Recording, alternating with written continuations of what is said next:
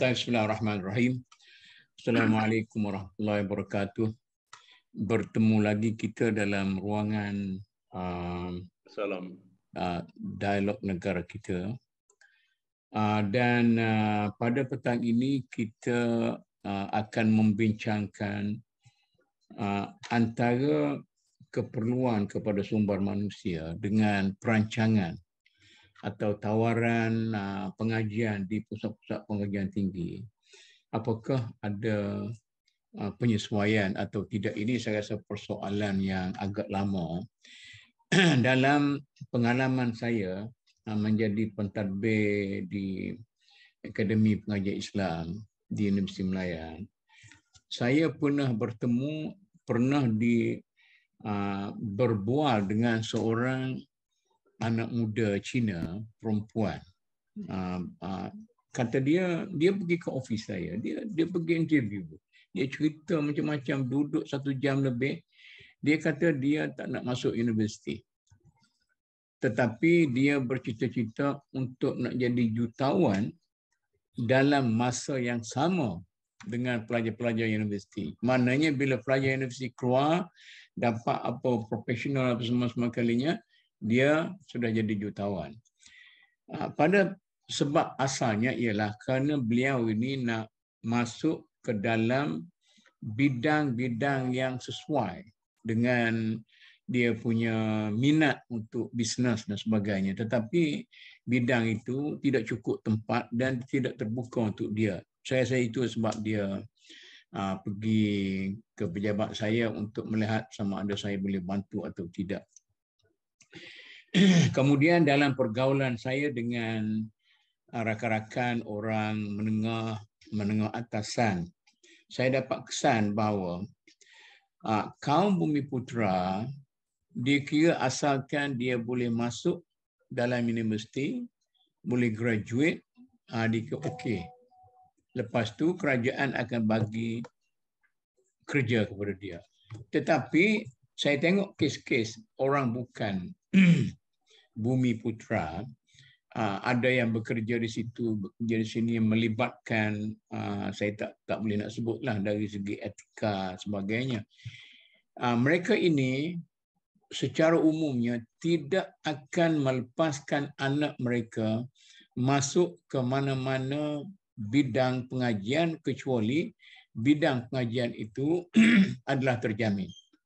Jadi yang berlambak di universiti ini ialah pelajar-pelajar atau lulusan dalam bidang-bidang yang tidak menjanjikan kerjaya yang tertentu, tetapi orang bukan Islam, bukan Melayu, dia menentukan bahawa, pastikan bahawa bila mereka keluar daripada universiti itu, dapat kerja yang baik.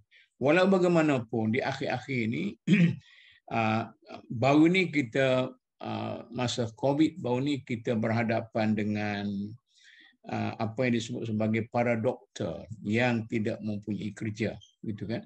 Dan begitu jugalah graduate di bidang yang lain, dulu nursing kadang-kadangnya banyak kerja berlambak di Timur Tengah dan sebagainya, tapi akhirnya tidak dapat pasaran.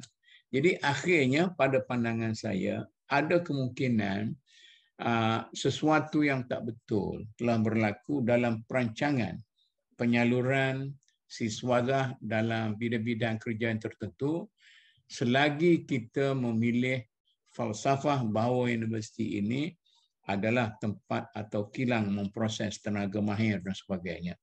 Kalau kita katakan universiti kita ialah untuk memberi ilmu sahaja, iaitu satu falsafah yang dianggap sebagai tidak begitu bagus sekarang ini, tidak mengapa. Tapi sebenarnya inilah yang kita nak bincang pada hari ini. Kita ada rakan-rakan kita yang mempunyai kebolehan untuk berbincang pada hari ini. Cik Arun, bagi intro sikit Cik Arun, kemudian kita beralih kepada orang lain. Okey, bismillahirrahmanirrahim. Terima kasih Datuk. Alhamdulillah kita teruskan dialog negara kita pada hari ini dengan tajuk tentang keperluan sumber tenaga manusia, ya, dan juga relevan dengan, maksudnya berkaitan dengan tawaran-tawaran khusus di universiti. Sejauh manakah tawaran ataupun kursus-kursus universiti itu mempunyai nilai tambah yang dapat memberi ruang kepada graduan untuk masuk ke dalam pencarian buruh, iaitu untuk mendapat pekerjaan. Jadi sekarang ini kita berhadapan dengan dilema ini. Apabila 200,000 lebih graduan yang belum mendapat pekerjaan, ya, jadi kita mungkin tak sesuai gunakan istilah pengangguran, ya. Jadi banyak sebab ataupun faktor yang menyebabkan keadaan ini berlaku, yang dikatakan lambakan graduan, ya.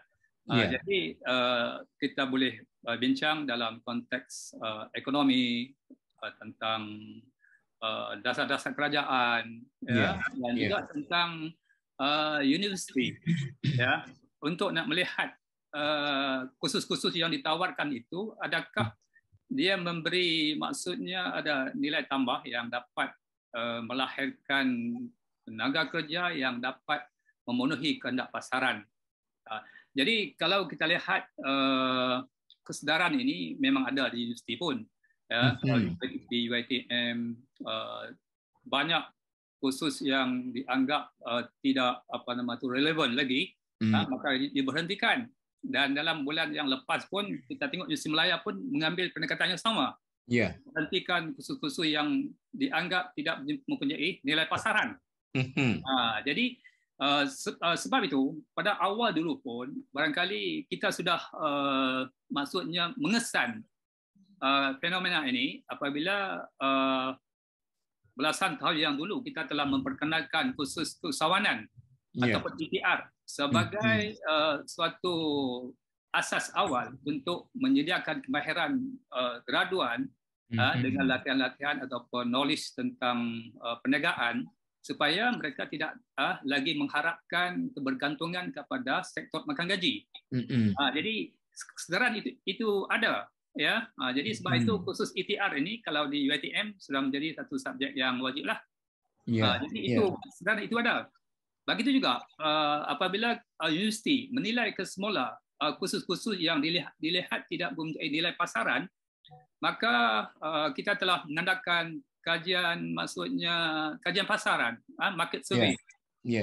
Itu di antara inilah, ya. Dan kemudian keboleh pasaran, kemudian silibus, tenaga pengajar dan sebagainya, semuanya diambil kira untuk nak menentukan kursus-kursus baru yang akan ditawarkan ini, ya, mempunyai nilai pasaran, supaya pelajar-pelajar keluar nanti itu mereka mendapat suatu manfaat asal daripada pengajian mereka di peringkat yang tinggi. Terima kasih Cik Arun. Satu intro yang boleh membuka minda kita untuk berbincang pada hari ini. Dan bersama kita ada Tuan Haji Razali, iaitu seorang ahli korporat yang berpengalaman dalam memikir dan menentukan tentang sumber manusia dan bagaimana perancangan sumber manusia itu setakat yang saya berbual dengan beliau ialah satu perancangan yang sangat kritikal. Jadi tanpa perancangan yang rapi, mungkin kita ada lebih di sini, kurang di sini dan sebagainya. Tuan Haji Razali, bagi pengalaman sikit sebagai orang korporat. Terima kasih Datuk Prof dan juga tuan-tuan semua. Saya pengalaman saya lebih banyak kepada soal praktikal. Cuma lepas pada lepasan sekolah menengah, saya bernasib baik masuk maktab tentera. Dan kemudian di dalam di maktab tentera ni, kalau kita perhatikan, minta maaf kalau saya katakan bahawa saya menyedari bahawa katuan apa yang saya alami di maktab tentera itu, yang mana jenis latihannya yang diadakan, diberikan, ianya menjadikan seseorang itu sebagai manusia yang sebenarnya. Apa maksudnya itu? Mereka menjadi, we were trained to be a leader. Memang dalam tentera, memang terutama sekali di maktab tentera, semua individu yang masuk tu nak dijadikan sebagai pemimpin. They're going to be an officers and gentlemen. So apakah kriteria dia? Jadi supaya elemen kepimpinan mereka itu ada dan mantap. Jadi saya tak lama dalam tentera, tetapi saya berhenti tahun 76. Jadi walaupun berhenti tahun 76 sehingga sekarang sudah tahun 2022. Tapi perawakan saya terbawa sampai sekarang sebagai pegawai tentera. Dari segi appearance saya, karakter saya, behavior saya, everything.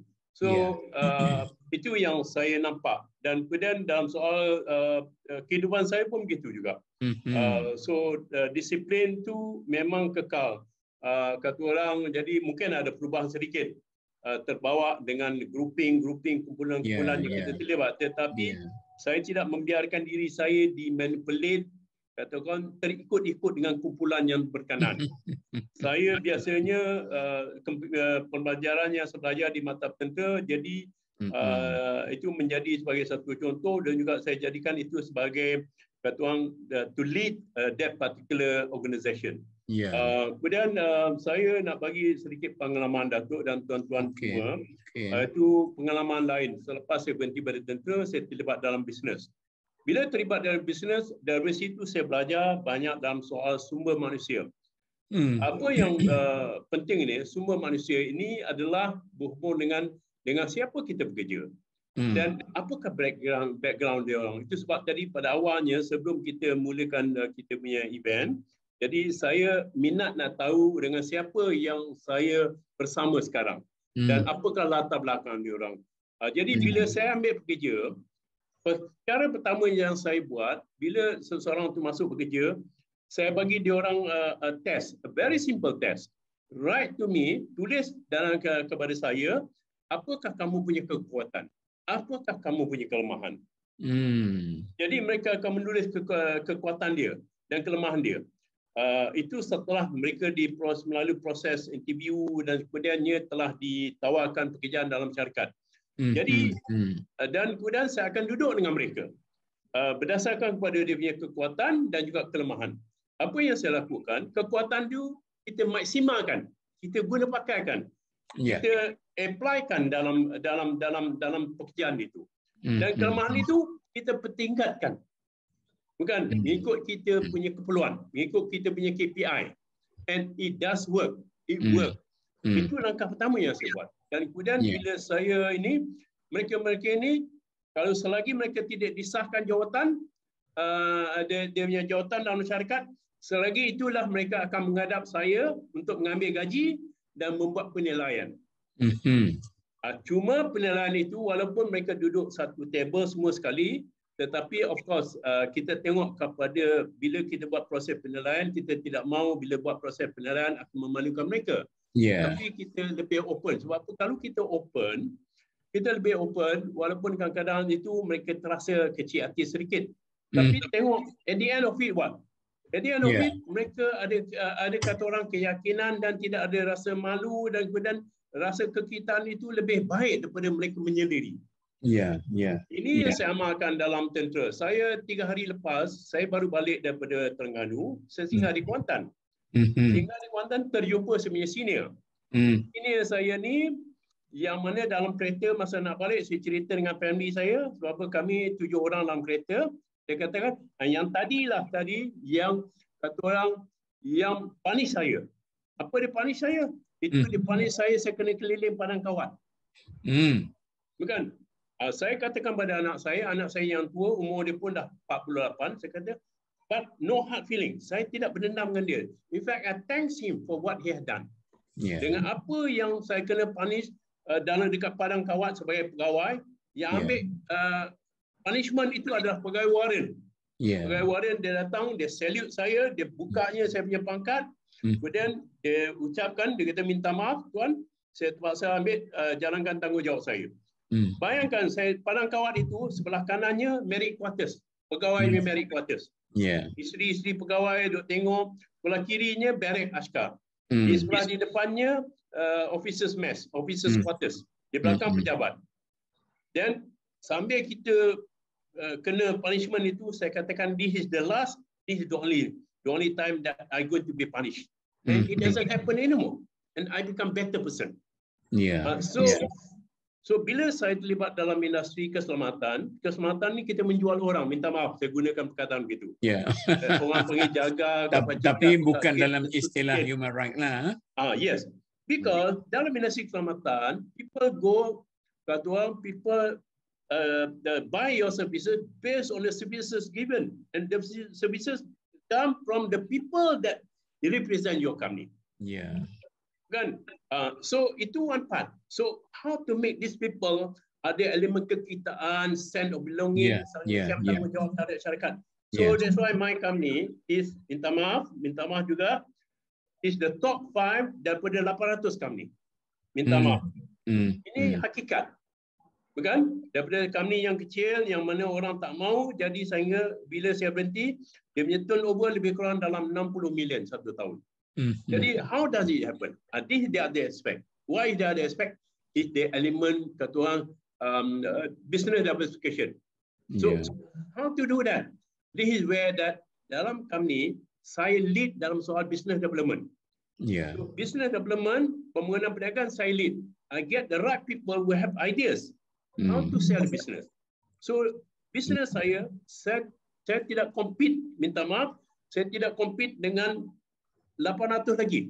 I don't compete. Saya compete dengan the top 5. Why? Because orang lain mungkin 80% dia buat guard. Tetapi saya buat cash management. Yang penduk banyak, yang lalu kat jalan raya tu, dan kami ada 40 cawangan di seluruh Malaysia, because we need that. So when you see by having to kata orang business diversification, you must have the right people. People yang boleh kata orang ada idea, creativity, apa business nak buat, bukan ikut orang dan sebagainya. Then you are the leader. Ini di antara contoh. Dan kemudian balik pada tadi ada kita sebut mengenai siswazah. Saya juga terlibat secara langsung dengan pengambilan siswazah yang menganggur beberapa tahun yang lepas. Kan lama dulu ada 2 program. Satu yang saya ingat, program di bawah Bank Negara. Bank Negara saya ambil 6 orang. Daripada 6 orang itu, jadi saya pun menilai juga. Saya tanya dia orang, kenapa kamu pilih syarikat saya? Kebanyakan cakap, kami tidak ada pilihan. Mereka kalau boleh nak masuk bidang oil and gas, masuk dalam soal-soal lain. Jadi saya tak rasa kecil hati. Tetapi at the end of the day, di mana mereka ni? Because dengan approach yang kita ada, dengan apa yang kita lakukan, dan dia rasa tidak terpinggir dengan rekan dia yang masuk company-company yang A1 punya company. Okey Tuan Haji. Saya rasa kita apa yang Tuan Haji dah jelaskan kepada kita, maknanya pembinaan tenaga manusia itu mesti kepada perancangan dan kemahiran yang bukan diberi akademik begitu-begitu saja kalau lepaskan. Amat sangat. Okey, terima kasih. Siapa dia nak cakap ni Tuan Haji? Apa tu Datuk Nordin nak cakap? Siapa dia nak cakap dulu ni? Datuk Nordin. Silakan Datuk Nordin. Silakan.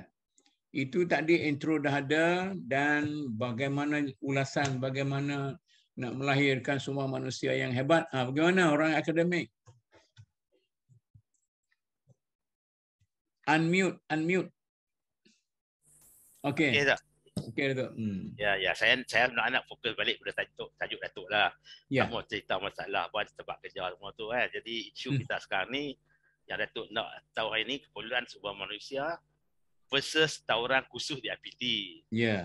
Jadi kita ingat kita fokus benda tu, boleh kita dapat pandangan hari ni apa perlu kita buat, itu kan imbalance maksudnya kan.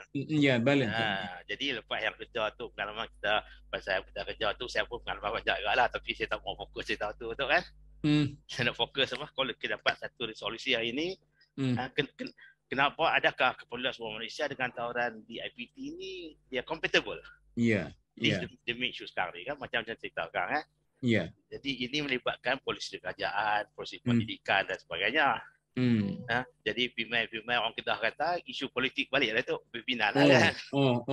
Itu yang besar peranan politik dalam negara tu. Ya, ini isu balik politik dia juga kepimpinan lah. Adakah dasar pendidikan kita sekarang ni memenuhi kehendak negara dari segi pekerjaan dan sebagainya. Okay, jadi Datuk, saya nak fokus kumpulan semua Malaysia dengan tawaran khusus. Kita fokus sekarang ni di IPT Datuk kan? Ya, IPT lah. Menjadi tinggi lah, tertiary education Datuk kan? Ya. Jadi sekarang ni memang kita pun risau je lah sekarang ni. Bila sesudah kita graduate, dia tak ada kerja kan? Jadi kenapa dia tak buat kerja? Adakah mismatch dengan industri? Kan? Industri nak lain kita bagi khusus yang lain. Jadi sebelum saya jawab soalan tu Datuk ya. Okey, Tok. Sebelum saya jawab soalan tu, jadi kita tengok balik apa ni khusus ditawarkan oleh pengajian tinggi di IPT. Ya? Apakah tujuan dia? Apa objektif sebenar kita masuk di IPT ni, khususnya masuk di universiti melalui Datuk kan? Okey, jadi kita akan lihat di universiti ni kita nak training kita untuk bidang apa? Adakah kita nak bagi ilmu kepada seorang penuntut itu atau nak bagi dia kemahiran untuk pekerjaan? Ini perlu kita bezakan itu. Kita tengok model macam United Kingdom, Amerika dan juga Europe macam Germany khususnya dengan France. Ya. Dia punya approach agak berbeza itu. Approach apa ni di IPT. Datuk, dulu orang bezakan antara akademik dengan macam katalah di England, orang beza antara universiti biasa yang lebih akademik dengan poli. Ya, betul lah. Saya nak masuk tajuk tu lah tu. Silakan. Jadi saya nak masuk point tu lah tu. Ya, silakan. Masa kita mudah-mudah di United Kingdom dulu, kita perhatikan khususnya dalam bidang sains dan teknologi lah.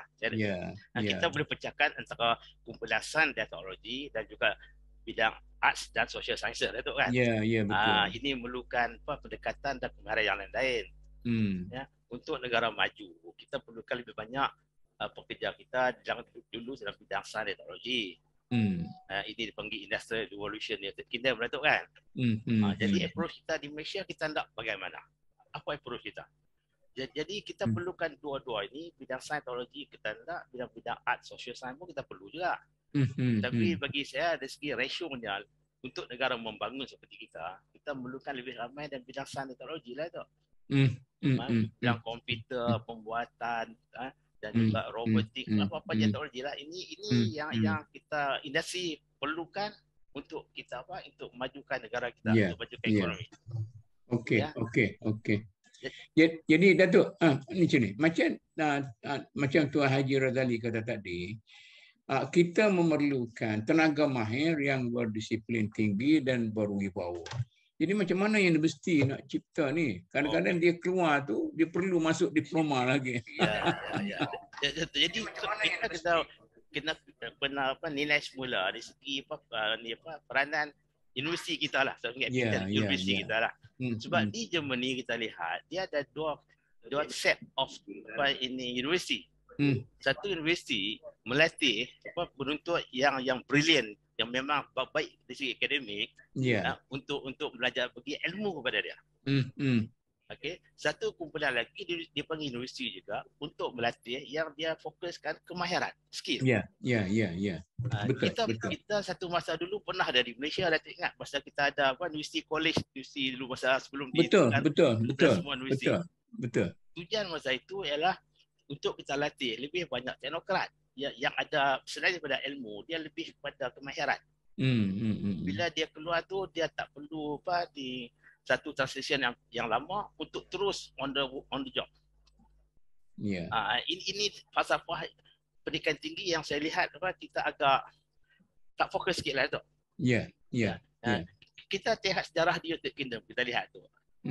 Sebelum ini, semasa mungkin 40-50 tahun dulu, di United Kingdom universiti tak banyak lah tu. Yang final Oxford, Cambridge, yang top universiti. Yang lain tu dia panggil politeknik atau juga yang bertaraf universiti. Jadi kumpulan universiti ini, mereka fokus kepada skill. Ya. Jadi bila sampai satu masa, bila Britain telah diterima oleh penuntut seluruh dunia yang top student tu nak pergi ke kita, mereka orang semua bijak-bijak lah tu. Yang pikiran tinggi kan, bukan dari segi saja. Jadi mereka demand more places untuk ilmu, untuk akademik tu. Ya. Jadi sebab tu Oxford, Cambridge, macam mereka Stanford semua jadi rebutan tu. Tapi bukan semua manusia dilahirkan Tuhan yang pandai akademik saja. Dia ada kelebihan dia untuk bidang skill. Ya. Jadi UK dia kurang fokus pada bidang skill sekarang ni, di peringkat universiti masuk dia tu. Kerana demand untuk akademik ni, untuk ilmu ni lebih banyak. Jadi dia train seorang penuntut itu, dia bagi ilmu pada dia boleh berfikir. Jadi dia boleh innovate sesuatu. Dia tak mau ajar apa tu untuk kita untuk tangkap ikan tak. Dia ajar kita macam mana nak buat boat, macam mana kita boleh ada pukat sebagainya. Jadi kalau ajar tangkap ikan saja, kita latih itu skill yang direct lah tu. Itu filosofi pendidikan dia. Okey tu, kita pergi ke online. Siapa dia ada sesiapa dalam ni yang nak bagi apa tu? Saat ni saya tengok ada Prof. Tak ada dah. Siapa dia yang nak bagi pandangan lagi? Saya sudah mendengar 3 ahli panel kita yang telah memberi suatu guideline yang jelas untuk kita bincang lepas ini. Siapa dia nak bagi pandangan ni? Kalau tidak, saya balik kepada ketiga-tiga panel kita ni. Siapa dia yang nak bagi tambahan dan sebagainya? Kalau boleh, Datuk Prof. Yalah. Saya juga nak berkongsi pengalaman. Saya pernah menjadi pengurusi pertukaran pelajar antarabangsa selama 4 tahun. Jadi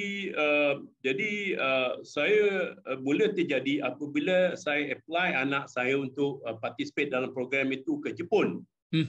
Jadi bila saya bawa dia jumpa pengurusi, saya tanya pengurusi itu berapa orang yang apply, berapa orang yang interview. Dia kata tak ada, anak kamu seorang saja. Dan saya terkejut. Dia kata, such a good program yang cukup baik. Dia ni Cina. Tapi kenapa tak ada participant? Jadi anak saya pergilah ke Jepun 1 tahun program. Dan 1 tahun program cuma bayar duit tambang pergi balik, beli insurans saja. Yang lain duduk, mak angkat semua diorang lah yang akan expenses. Bukan? Jadi kemudian saya beritahu kepada pengurusi itu, saya kata, James, I would like to help you to develop this program. But at the end of it, James letak jawatan, saya dilantik sebagai pengurusi. Bila saya jadi pengurusi, saya minta kepada governor pertubuhan itu, saya kata saya nak jadi pengurusi sambung. Berapa saya minat dan saya tahu saya boleh buat. Dan apa yang boleh saya nak kongsi Datuk dengan tuan-tuan semua, Datuk-Datuk, kalau kita buat perbandingan antara student saya ni yang umur 18 tahun lepas tingkatan 5 pergi overseas, duduk setahun balik, dibandingkan budak-budak kita, minta maaf juga, dengan lepasan universiti, dia punya level of many soft skills especially jauh berbeza. Honestly, Datuk, mereka pergi selama 1 tahun program pertukaran pelajar, dia punya development tu equivalent kepada 5 tahun actual life. Ini cerita benar. Saya sebagai contoh, saya hantar seorang budak perempuan Cina pergi ke Siberia. Dia transit di Hong Kong, dia pergi ke Moskow ke Ikers, dan kemudian barulah sampai ke saya dah lupa nama tu. Dan kemudian dah lepas tahun dia balik, dia kena tahan immigration disebabkan pihak sana terlupa nak cop visa dia berapa setahun. Tetapi because of the development of dia dalam program itu, so these are the people that become the leader. Honestly, Datuk. Dan kemudian saya juga ada pengalaman masa saya dalam Dewan Perdagangan Islam, saya menjadi seorang untuk dalam program pembangunan usahawan di sekolah-sekolah menengah.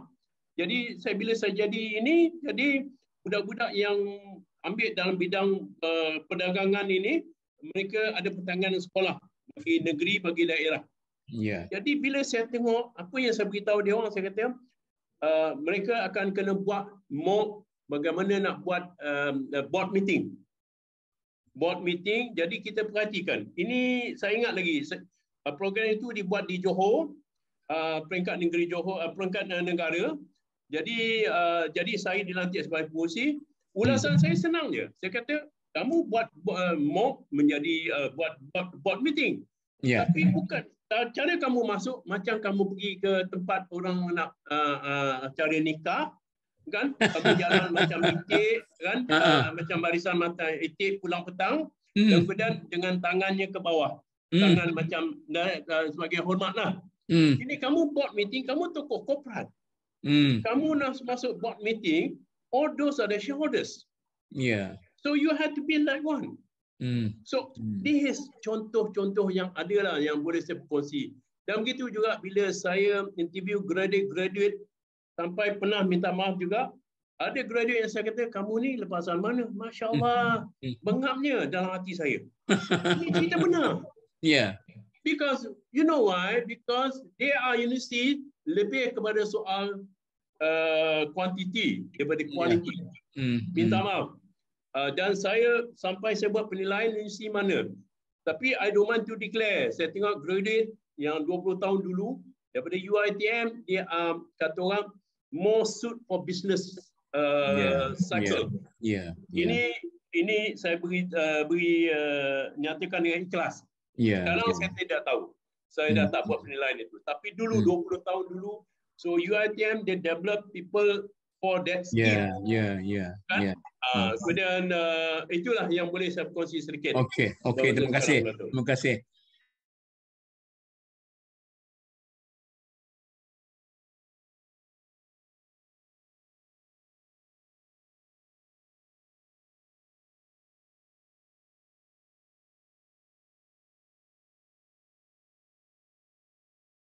Dah kaku dah. Mungkin dah boleh Datuk. Boleh. Okey. Silakan. Siapa dia nak bagi ulasan lagi?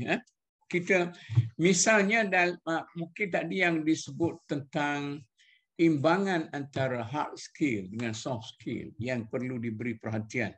Mungkin hard skillnya hebat tapi soft skillnya tidak ada. Dia susah nak hidup juga. Jadi ini macam mana ni di universiti? Bagaimana peranan universiti untuk melahirkan tenaga manusia yang sesuai dengan objektif yang ditentukan oleh pihak kerajaan, pihak politik, pemerintah dan sebagainya. Siapa dia nak cakap ni? Datuk Nordin keluar. Okey, Datuk.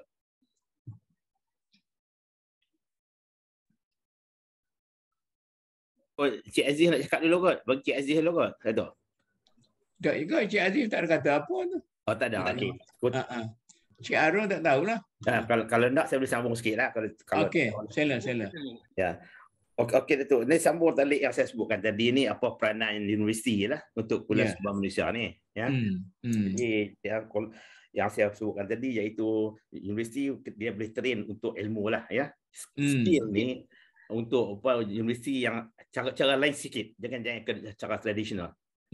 Jadi kita mesti ada dua kategori universiti lah yang objektifnya agak berlainan sedikit itu. Khususnya dalam bidang sains dan teknologi. Yang keduanya untuk masa terdekat ni kita dah train ramai dari siswa kita yang balik luar negara pun ramai. Dia dah balik dia tak ada kerja.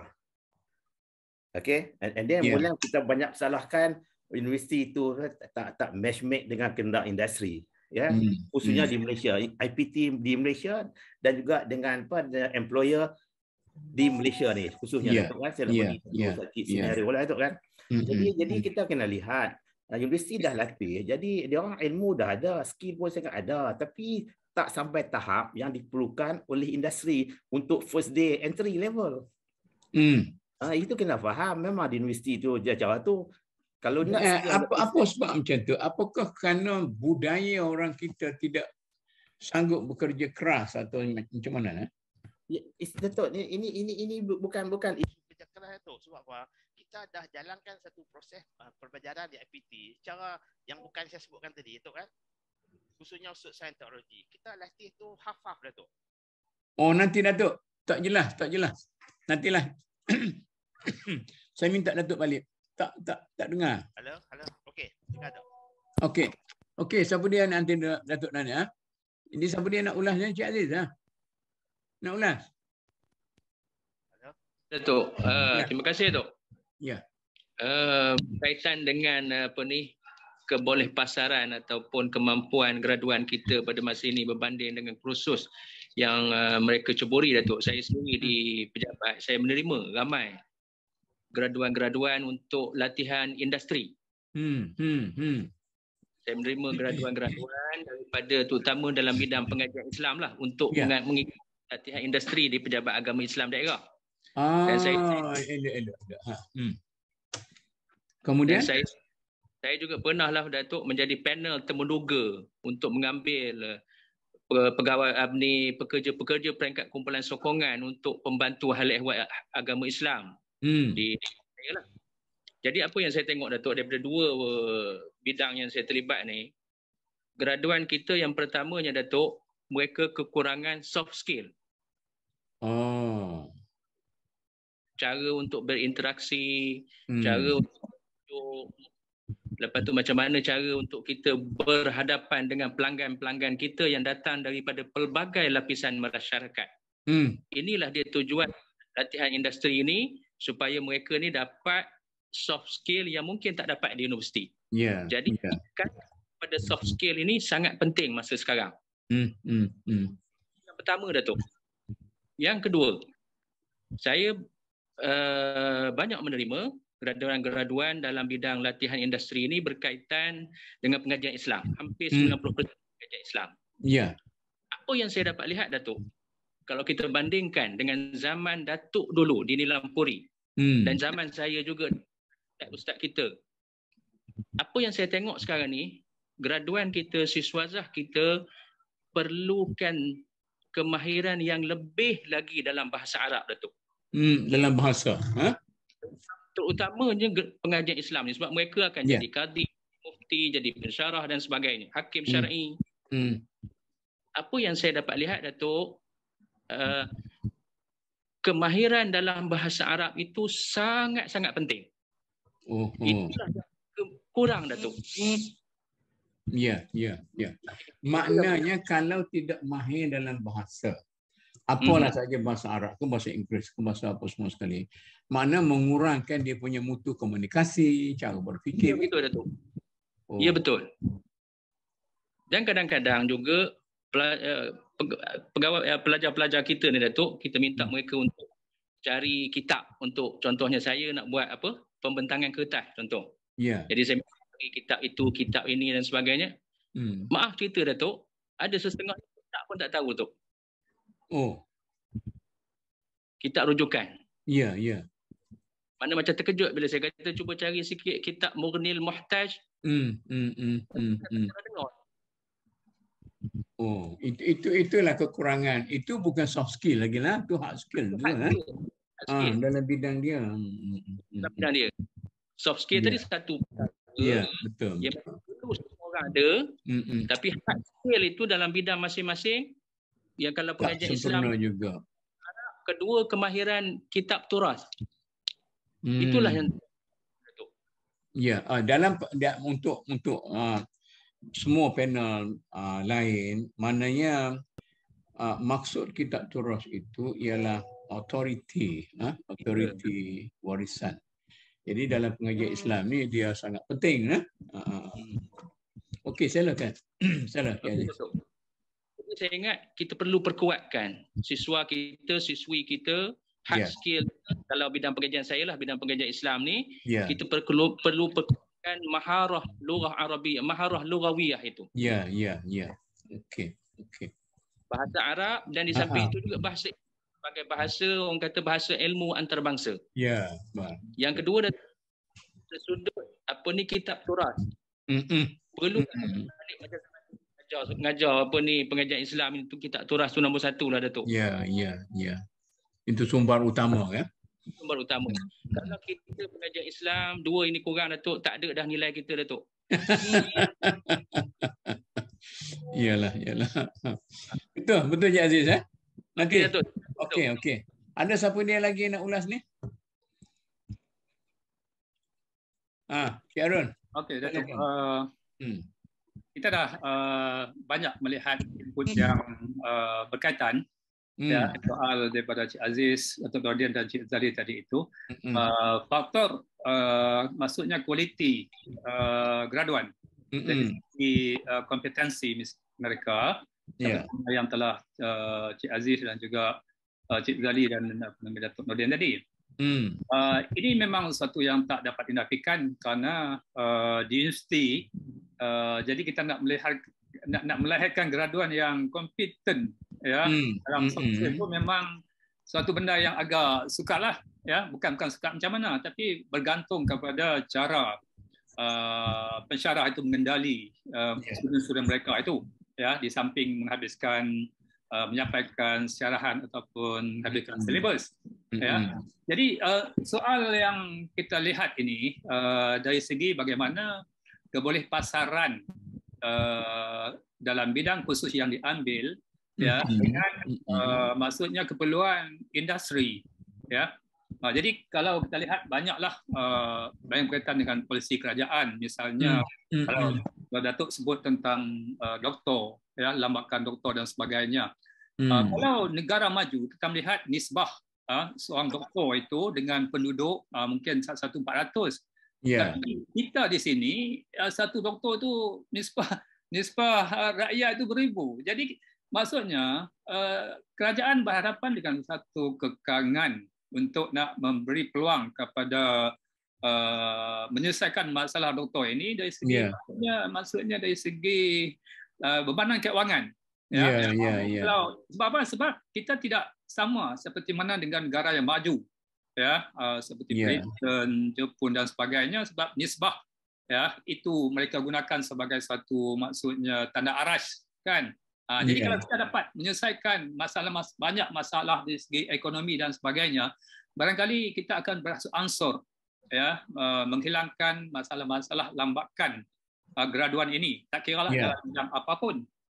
Dan saya lihat juga dari segi yang lain tentang bagaimana kriteria yang ditentukan oleh UPU dalam pemilihan calon untuk masuk ke universiti ini pun satu masalah juga. Sekarang ni setengah universiti di interview, tapi apa tujuan interview tak tahu? Bagi setengah khusus yang mereka nak bidang itu maksudnya tak dapat ditentukan melalui UPU misalnya. Dia perlu misalnya dalam seni bina atau dalam mereka misalnya ya, dan bidang-bidang yang tertentu yang saya tengok mereka perlu kepada interview. Kenapa? Kerana keperluan untuk memasuki jurusan itu tak dapat ditentu melalui isi borang dalam UPU. Yang menjadi masalah besar juga di cara penentuan kriteria ini, kadang-kadang katakan seorang student itu diminat seni bina misalnya, dia jadi arkitek dan sebagainya, tetapi kelayakan dia ya yang diisi hasil daripada result SPM dia ataupun sebagainya itu tak dapat menepati kriteria yang ditentukan oleh UPU itu, akhirnya dia ditolak kepada kursus lain, kursus pilihan yang ketiga, yang keempat, yang kadang dia tidak berminat. Betul. Jadi akhirnya dia dapatlah kursus-kursus, orang kata kursus yang lelong-lelong lah. Kursus lembek. Kursus lembek. Jadi dia ini telah mematikan minat ya, motivasi itu. Dia kata belajar pun kadang-kadang banyak dia ambil kursus itu pun kerana terpaksa, maupun kerana pilihan ibu bapa. Jadi dilema ini saya rasa telah memberi kesan yang besar sebenarnya kepada graduan-graduan kita ini akibat sistem ini. Okey, Prof Wanta, macam mana ni?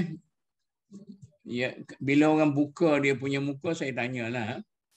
Ini masalah sama ada kegagalan polisi kerajaan ataupun kegagalan pihak perancangan universiti ataupun kegagalan pihak yang melaksanakan kerja-kerja harian di universiti. Sebab sampai sekarang ni perimbangan antara lulusan dengan keperluan semua manusia sukar nak diimbangkan. Macam mana ni? Terima kasih. Minta maaf masuk lewat. Tak apa. yang pentingnya saya hanya nak menyumbang pendapat lah selepas sekian lama di Universiti UKM ni. Pertama, tajuknya sungguh hebat, iaitu antara keperluan sumber manusia dan tawaran kursus di peringkat pengajian tinggi. Saya nak sambung sedikit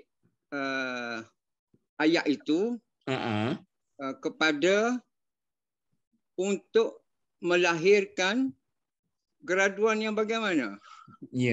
Sebab kalau tidak ada predikat sedemikian, khabar sedemikian, tajuk tu akan terbuka luas. Tergantung. Kalau saya nak sebut,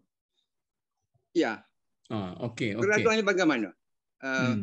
Kita katalah graduannya apa tu? Prof Wan tak nak kata apa? Graduan saya nak kata graduan yang setelah melalui kursus-kursus di peringkat pengajian tinggi, graduan itu terbina akhlak dia. Akhlak. Dan memahami adab serta selok-belok negara bangsa yang universiti itu wujud. Kalau negara bangsa di Thailand, dia lain. Keperluan sumber daya manusia yang bagaimana. Baik. Di Malaysia lain. Okey, kita faham tu. Di Singapura lain. Baik. Khususnya saya nak ketengahkan bahawasanya graduan kita mesti akhlak yang baik.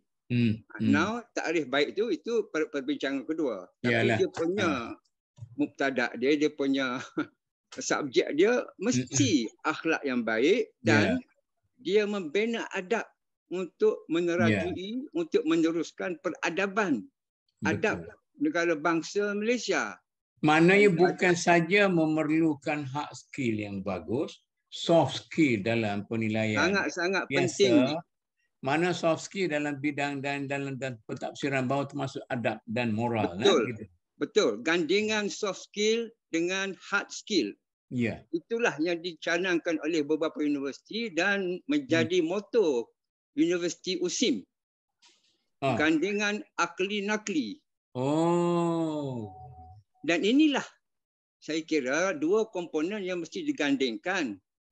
Keperluan sumber daya manusia. Kalau dia tidak kuat soft skill dia, macam mana pun dia tak boleh nak mandiri untuk menyokong keperluan negara. Dan keperluan diri dia sendiri untuk membantu keluarga dia. Sebab dia soft skill tak ada. Dia hard skill saja. Prof Wan, macam mana boleh berlaku sedangkan setiap universiti, setiap fakulti dan jabatan 5 tahun sekali mesti dia review dia punya kurikulum. Betul? Atau review tu tak terjadi. Berlakunya kita kena sama apa dia MQA mahu. Malaysian Qualification Assurance mahu apa? Kalau komponen MQA hanya untuk melahirkan graduan yang tinggi hard skill, kerana kononnya inilah yang diperlukan oleh pasaran, maka tewaslah kerana soft skill dia, peradaban dia, akhlak dia tu tidak disanding, tidak digabungkan, tidak disepadukan dengan hard skill dia. Maka berlakulah kepincangan dalam urusan membantu mencemerlangkan negara. Ini bahaya besar, Datuk. Jadi saya nak sarankan kursus-kursus yang ditawarkan di peringkat pengajian tinggi, kita kira dah melalui MQA. Kita terimalah seadanya. Alhamdulillah. Sebab itu jentera yang sedia ada. Kita tak mau kacau mereka di KPT yang bijak pandai. Kita nak supaya MQA ini ada komponen soft skill yang boleh memberi sokongan dan dukungan kepada pelaksanaan hard skill. Pengungkapan hard skill ini dalam mana-mana bidang. Bidang industri ke, bidang partai politik ke, bidang budaya ke, bidang apa saja. Terutamanya bidang menjaga keutuhan ekonomi rumah tangga. Sangat-sangat penting. Kerana kalaulah ekonomi rumah tangga, kedudukan rumah tangga tidak terjamin, dia pergi kerja pun penimpala. Baik. Contoh kita ambil guru-guru. Guru-guru sekarang tertekan. Ramai nak berhenti kalau tengok berita terkini di Melaka, ya, doktor-doktor perubatan melambat. Ramai yang baru ni saya pergi hantar anak saya di Shah Alam, beratus-ratus daftar nak dapat surat daripada KKM, nak daftar di hospital mana, hospital itu, jadi MO-nya, jadi pakar dan sebagainya. Maka kita cukup sebenarnya hasilan graduan yang dihasilkan oleh sistem pendidikan kini. Yang pentingnya ialah bolehkah sektor-sektor menerima graduan kita ini secara terhormat. Ya. Pensyarah secara terhormat diberi tempat. Pakar bidang perubatan diberi tempat secara terhormat. Contohnya, nak jadi MO ataupun graduan yang baru hasil, dia penginapan pun tak tahu duduk mana. Tapi dia kena dia ni on call. Kalau dia menikah lagu mana? Satu duduk di Sabah, satu duduk di Semenanjung. Nikah dua lah jawab dia. Jadi kita maknanya negara mesti menyediakan sektor-sektor yang menerima graduan kita ini yang insya-Allah ada kebolehan memikir secara beradab dan berakhlak untuk disepadukan dalam sistem penerimaan KKM satu untuk doktor-doktor, KPT untuk pengajian tinggi, secara terhormat memberi tempat mereka berkarya. InsyaAllah saya kira. Industri itu satu lagi. Ramai teman-teman yang masuk industri, dia kata tak tahan kat industri. Banyak kena maki hamun. Apakah begini kita nak terima graduan kita yang dihasilkan oleh sistem pendidikan negara yang begitu cantik? Maka kita kena tengok kedua belah pihak. InsyaAllah tu. Terima kasih. Okey, terima kasih. Yang pertama. Terima kasih Prof Wan.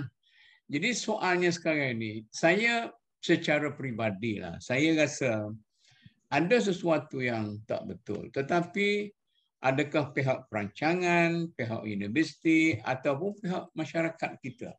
Sebagai contoh, dulu kita namakan sekolah vocational. Sekarang ni kita namakan macam-macam lagi, ubah nama, nak bagi dia glamour. Tetapi tetap juga tidak laku dan tidak mendapat minat daripada pelajar-pelajar kita yang katanya lulus SPM-nya agak rendah sikit.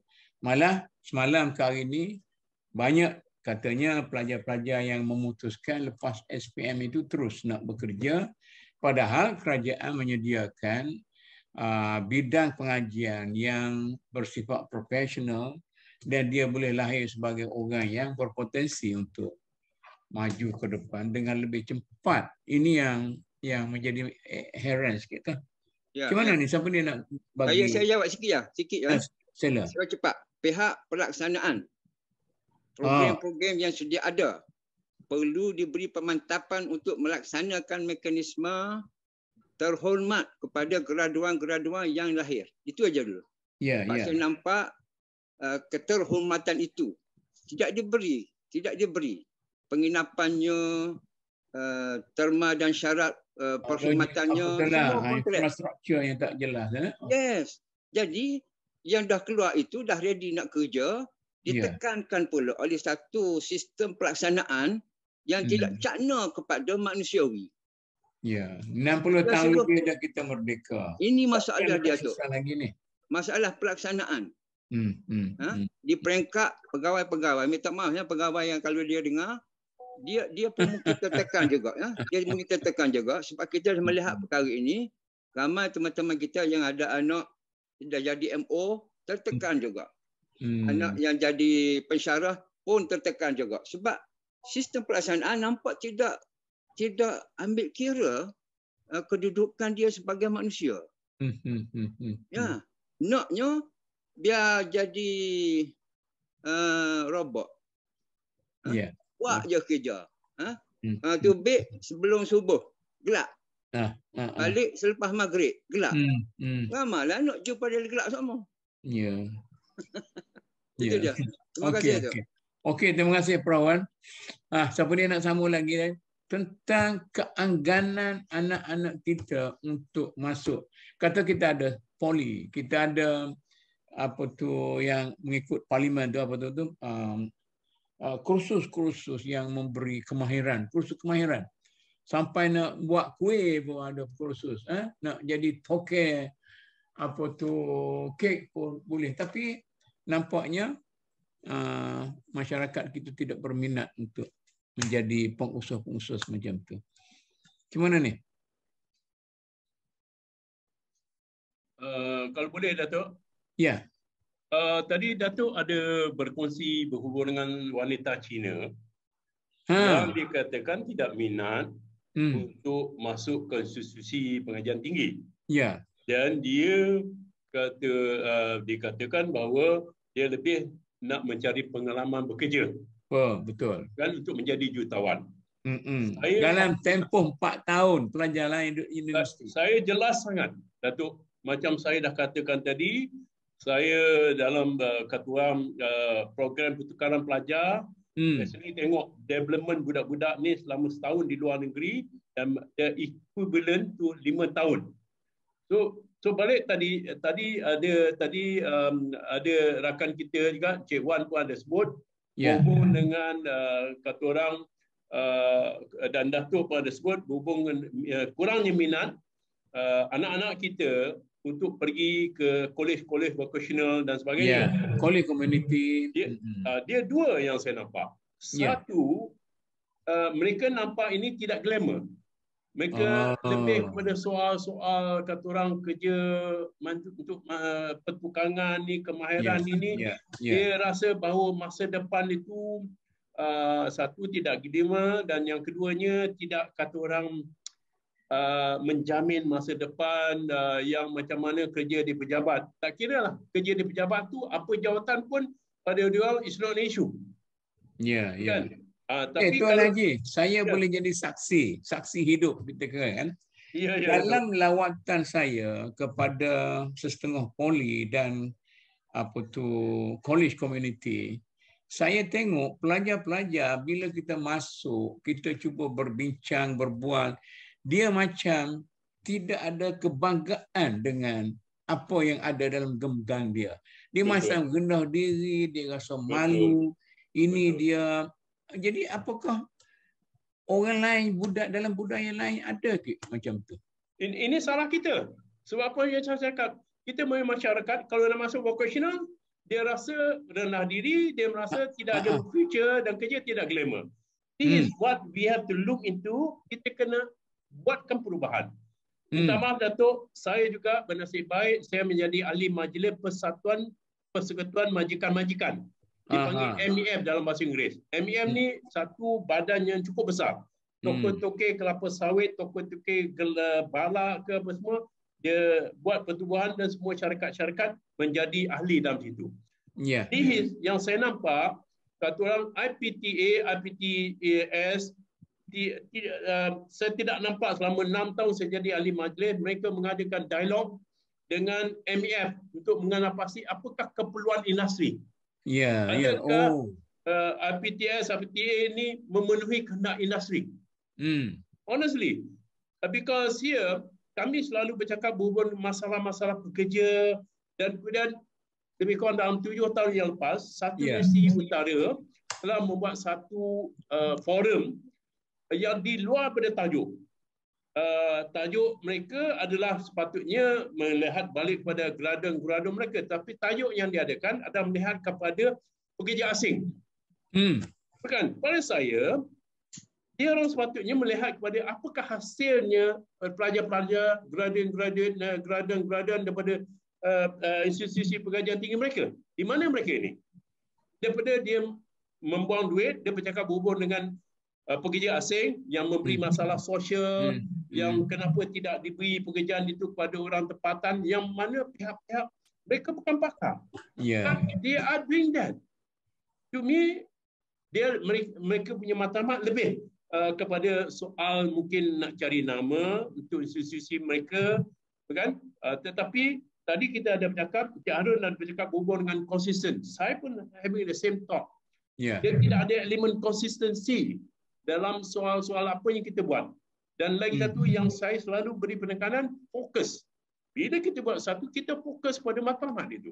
Jangan lari. Walaupun datanglah apa-apa lain subjek yang lebih seronok, yang lebih kata orang ini kan mencabar. Kita, we have to be focused, we have to be consistent.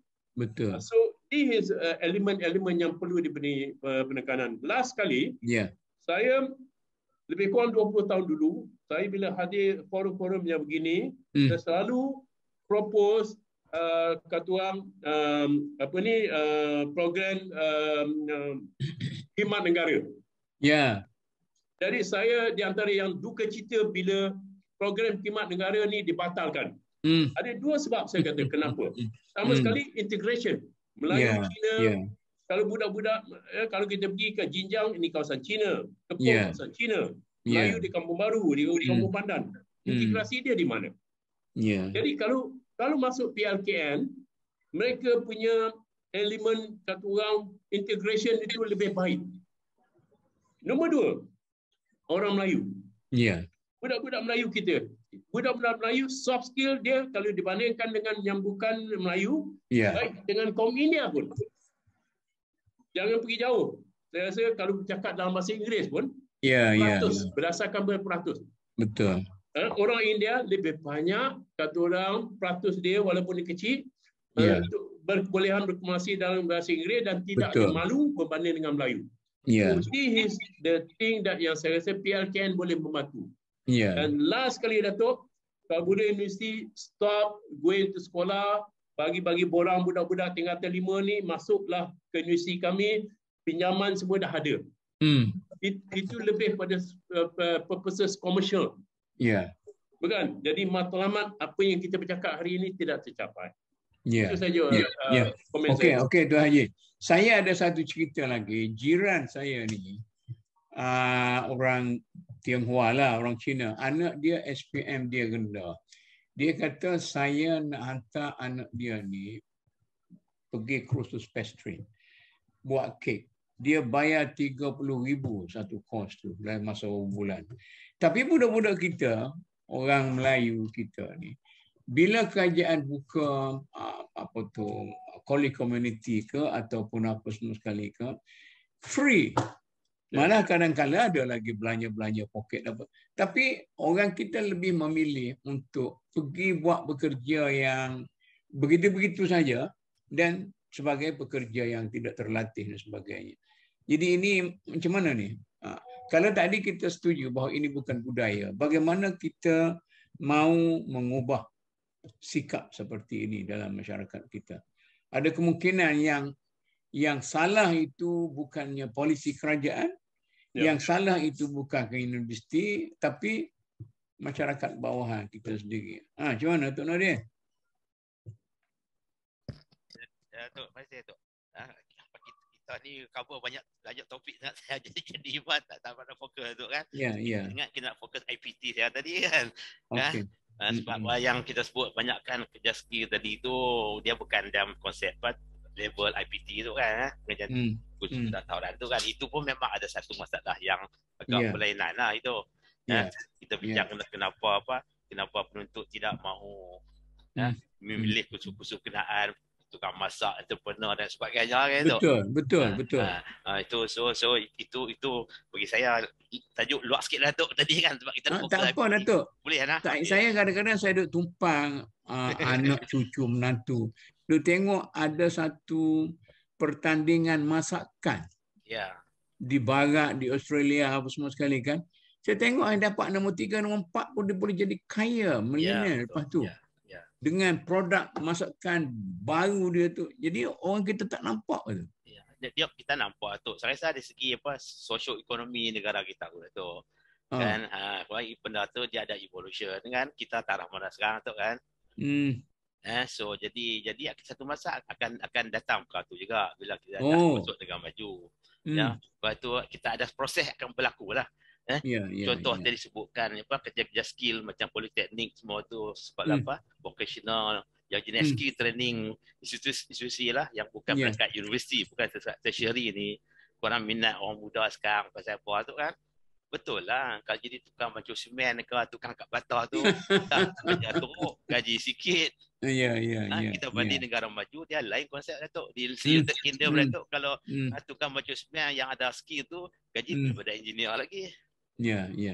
Jadi itu dari segi sosioekonomi negara kita, jadi itu tak boleh kita change overnight Datuk. Ini ada proses evolusi dia Datuk. Kita kata hakikat. Lepas tu saya tak mau bincang tajuk peringkat bawah ni. Tengok kita fokuskan dulu peringkat universiti ni, IPT Datuk. Kenapa kita berlaku masalah kan?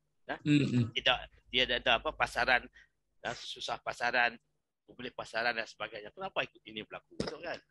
Apa kita perlu buat pada hari ini? Kita berikan kita ni tak betul ke? Saya dah sebut tadi, mungkin kita nakkan 2 set of pengajian. Jadi ini khusus untuk bidang technical science teknologi Datuk kan. Kat bidang tadi dibangkitkan oleh Saudara Aziz kita pasal agama semua tu, itu isu lain Datuk. Itu dia punya kategori tu lagi berbeza aja. Dia punya itu dari segi sosial lah kan. Untuk soft skill dan sebagainya, untuk nilai hidup. Jadi profesor daripada USIM kita tadi cerita pasal doktor semua tu. Dan doktor ni sebenarnya bukan susah pasaran. Kita perlukan banyak doktor. Cik Arun sebut tadi, nisbah kita pun satu berapa ribu penduduk kan. Berapa ribu. Jadi apa masalah tak ambil doktor ni? Adakah mereka tak ada kelayakan? Mereka ada skill. Saya ingat training di USIM ke mana-mana medical school di Malaysia ni, semua saya ingat bertaraf antarabangsa dia tu. Tapi kenapa kerajaan tak ambil? Ini mungkin dasar kerajaan dari segi ekonomi kerajaan lah, tidak ada kewangan untuk mengemploy semua mereka ini. Itu khusus yang mana memang dah match dengan tawaran dia tu. Tawaran dengan khusus memang dah matching. Itu pun bermasalah. Maknanya bukan salah universiti. Tak salah dia tu. Saya akan menyatakan tak salah universiti dia tu. Universiti tu dia berjalan, tapi ideal bagi saya Datuk untuk teknologi dan sains teknologi ni, saya sebutkan tadi kena ada 2 konsep universiti satu untuk ilmu dan skill. Peringkat tertiary Datuk, bukan peringkat politeknik. Saya tak bincang peringkat tu. Itu masalah lain Datuk. Jadi macam doktor, pharmacist, dentist. Di Malaysia saya ingat tak ada medical school yang apa level yang rendah dah. Saya ingat di India lebih teruk lagi yang kita hantar student kita pergi tu universiti yang macam mana kita tak tahu jadi doktor. Betul. Kalau sisi kerajaan untuk bidang profesional Datuk, kita engineering, kita setara Datuk dunia Datuk.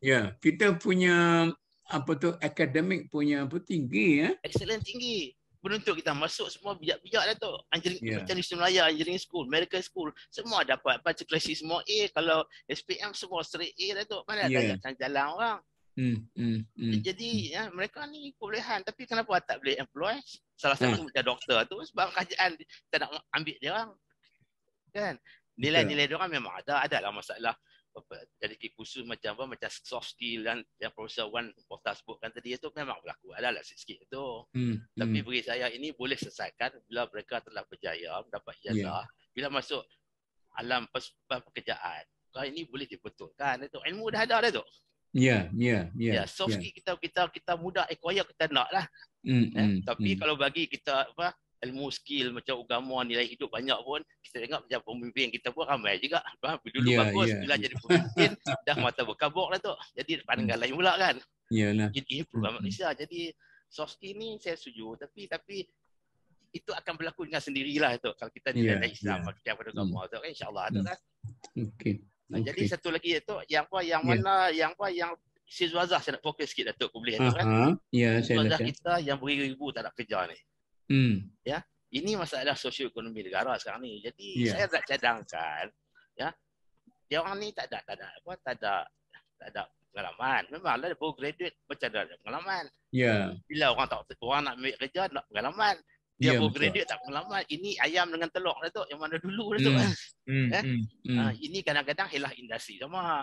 Dia orang pun tak nakkan ambil budak-budak baru ni, siswa baru tu macam-macam helah dia bagilah sebab ekonomi tersepit dan sebagainya tu kan. Jadi ini saya nak cadangkan sebenarnya berlaku di United Kingdom yang saya lebih familiar. Maksudnya semua siswa kita ni lepas dia graduate tu kena ada polisi kerajaan. Diwajibkan mereka ni diterima untuk diberi latihan transition period. Tak ke bidang apa. Kalau dia siswa mesti ada kerja. Ini berlaku United Kingdom tu. Jadi kita di Malaysia tak. Bila dia keluar universiti, dia tak ada dia punya apa transition training program tu untuk dapatkan skill lah tu. Oh ya. Ini kita mesti ada. Jadi kerajaan kena come in, harap ke industri. Mereka ni duit yang lebih penting mereka, keuntungan itu.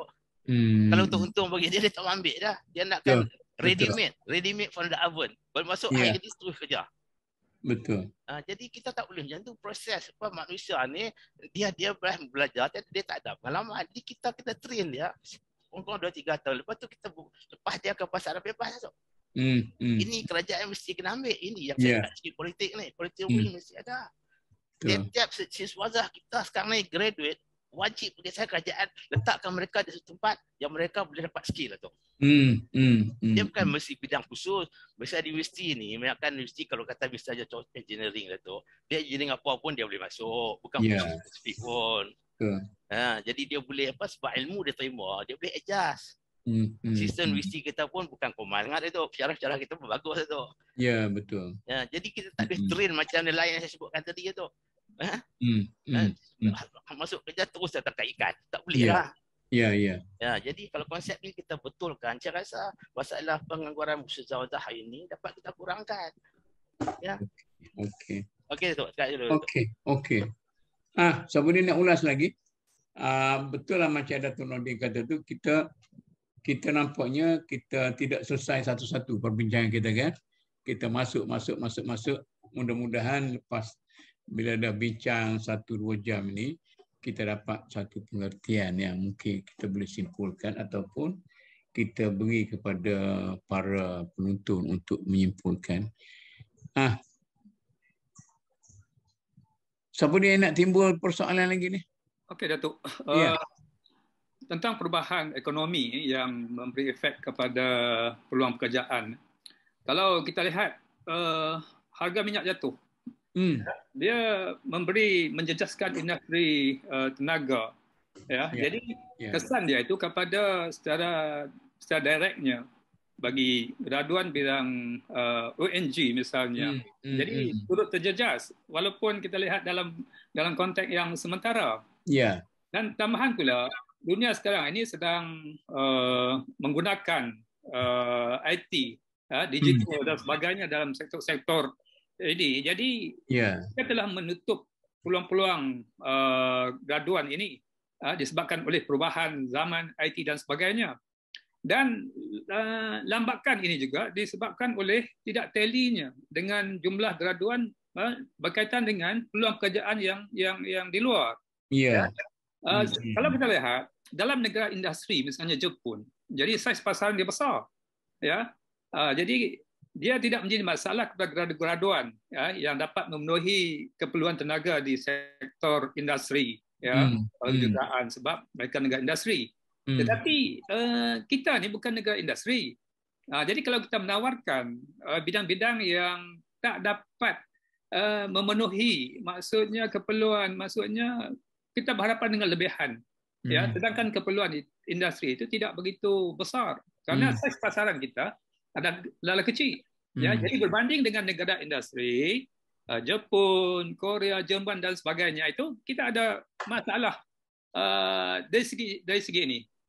Jadi ini di antara faktor-faktor luar yang kita boleh nampak. Cuma bila kita bercakap tentang soft skill dan sebagainya ini, kita tak dapat dinafikan sebab pelajar-pelajar kita pun tak pernah dari segi penguasaan soft skill agak membimbangkan. Maksudnya masa interview itu dia tidak bersedia untuk masuk interview. Jadi bila masuk interview saja kita dah tahu dah potensi. Majikan dah tahu dah ini tak boleh.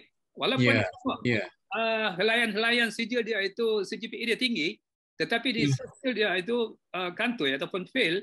Jadi ini yang menjadi masalah apabila majikan menilai graduan-graduan kita ini tidak ada soft skill. Jadi inilah masalah di antara yang menyumbang kepada pengangguran ataupun lambatnya dapat bekerja bagi siswa-siswa ataupun graduan di negara kita.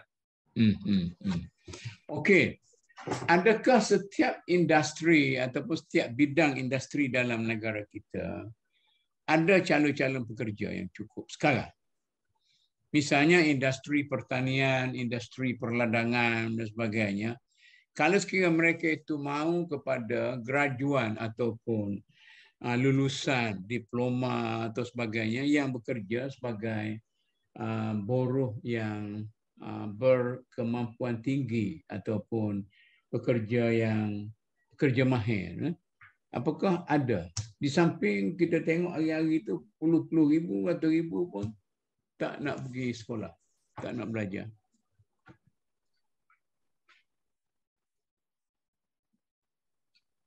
Macam mana ni? Ya. Boleh saya ulang tu. Okey, salah. Ya, segi pada matching industri tadi Datuk kan. Sebenarnya kita lihat peringkat mana kita cakap sekarang ni. Kita cakap peringkat pengurusan lah, iaitu mana profesional Datuk kan. Mana ada degree lah Datuk kan. Yeah. Kalau macam di sektor pertanian Datuk sebut ke industri ke, dia ada banyak peringkat ya. Kalau peringkat bawah tu kan masuk universiti kot. Kalau nak menjadi operator kilang Datuk kan. Ya, ya. Buruh lah kita kata kan. Ya, jadi saya fokuskan di level tertiary education Datuk yang mendapat ijazah daripada universiti. Ya. Jadi pada keseluruhannya, jadi mereka mempunyai ilmu Datuk. Walaupun skill tak banyak Datuk kan. Bila ada ilmu, saya ingat apa industri pun dia boleh ajar sebab Cik Arul sebut tadi untuk oil and gas misalnya kan. Jadi saya lihat ni di dalam baju Datuk. Macam seorang engineer contohlah. Saya lebih familiar dengan engineer lah. Seorang engineer adalah satu bidang yang macam mechanical contohnya. Dia boleh adjust masuk untuk bahagian kereta api, bahagian oil and gas. Orang dia graduate engineer, dia ilmu dia tu dia boleh tailor Datuk. Ini bukan dari segi skill Datuk, segi ilmu Datuk. Kalau gitu dalam negara kita ni bidang ilmu pun bermasalah, bukan skill saja. Ya. Jadi ilmu bagi saya tu ada sikit lah, kadang-kadang lari sikit tu ada juga lah, yang gelong tu ada juga lah. Tapi tak boleh bagi saya gelong itu pun boleh dibetulkan itu, bukan serius sangat. Berkat tertiary education ni. Ya, kalau contohnya katalah perubatan kita tak sebut lah, itu memang spesifik skill dia, memang fokus tu je. Contohnya untuk bidang industri ya, sama ada dia teknologis ke, engineer ke, jadi bidang itu. Ini boleh kita adjust tu. Ya, ilmu dia ada cukup, tapi mesti ada pihak industri yang sanggup untuk buat transition dan beri dia training tu. Ingat harap first day dia tahu dah macam mana nak buat oil and gas kerja tu kan. Datuk, tidak kita ada Kementerian Sumber Manusia yang boleh membuat perancangan yang betul. Ya, ialah saya ingat Sumber Manusia pun bagi saya untuk ketika ini Datuk, untuk Syed Razak, satu saja solusi dia, bagi saya senang saja. Ada peruntukan, beri mereka semua training Datuk, letakkan ke tempat yang dia suka, bagi dia offer, setiap orang mesti ada. Jangan sekarang ni dia keluar advertisement, pengalaman yang anak muda beritahu saya sekarang ni macam-macam minta, semua tak ambil pun, buat advertisement saja, tu je seronok yang mungkinnya. Lepas tu syarat saya kena tahu Mandarin dan sebagainya. Kalau kerja di kilang dia tak berhubung dengan orang lain, apa perlu bahasa Mandarinnya dia tu? Ya. Dia kalau dia berkecil Mandarin, dia bahasa Inggeris pun dia boleh, bahasa Malaysia pun boleh, kan tak boleh bagi dia percubaan untuk mulakan kerja. Betul. Ini semua Malaysia kena lihat, ini attitude lah tu. Political will kita mesti ada kalau kita selesaikan siswa muda-muda yang tak kerja ni. Ilmu dia ada Datuk. Sebodoh-bodoh mana saya rasa ilmu dia lebih baik pada orang yang lain Datuk. Kita tengok sejarah Datuk. Habis dia ilmu dia nak buat apa? Ya. Jadi kita bagi yang seakan-akan pun boleh Datuk. Kita akan lakukan satu transition period sebab dia dah kita latih dah masuk universiti, ambil pinjaman lah macam-macam PTPN lah semua. Mak bapak mengharapkan bila dapat ijazah mesti employable lah tu, apa bidang tak kira lah tu. Jadi kita jangan tutup semua saluran ni untuk orang muda ni. Dia pun orang muda dah tu, umur 20 atau 30 tahun memang boleh adjust tu. Bukan orang tua macam kita ni 60 70 dah tu. Kita tua lah ke Datuk? Ya, lama kot. Tapi kita pun boleh lagi berbicara Datuk kan. Jadi saya masuk Datuk. Saya okey, silakan. Masuk. Ya, silakan. Terima kasih. Saya dengar begini ya. Pertama, kita kena ada satu pendekatan hormat graduan. Itu sangat penting. Jati diri graduan kita tak boleh nak perlecehkan. Waima di industri maupun kerja dengan kerajaan. Jangan perlecehkan graduan. Itu sangat jenayah pada saya. Sepertinya kita perlecehkan anak sendiri. Kita kita kena bagi dia semangat. Itu pertama, sangat-sangat penting. Sebab itulah macam mana Prof Wan nak bagi semangat tu? Kita kena bagi rangsangan kepada graduan-graduan, kita kena ada sistem untuk memberi sokongan dan dukungan kepada mereka. Siapa nak makan gaji sebagai buruh, silakan. Siapa nak makan gaji para mahir, silakan. Siapa nak makan gaji sepenuh mahir, silakan. Tapi kita kena juga hasilkan graduan yang menjana gaji. Bukan makan gaji saja. Yang menjana gaji ini adalah mereka yang mahir dalam pengurusan. Maka ada di peringkat tawaran khusus di IPT, memang hal pengurusan ini ada. Dimasukkan. Dan kepimpinan. Ya, ini penting. Ini yang jana gaji ini.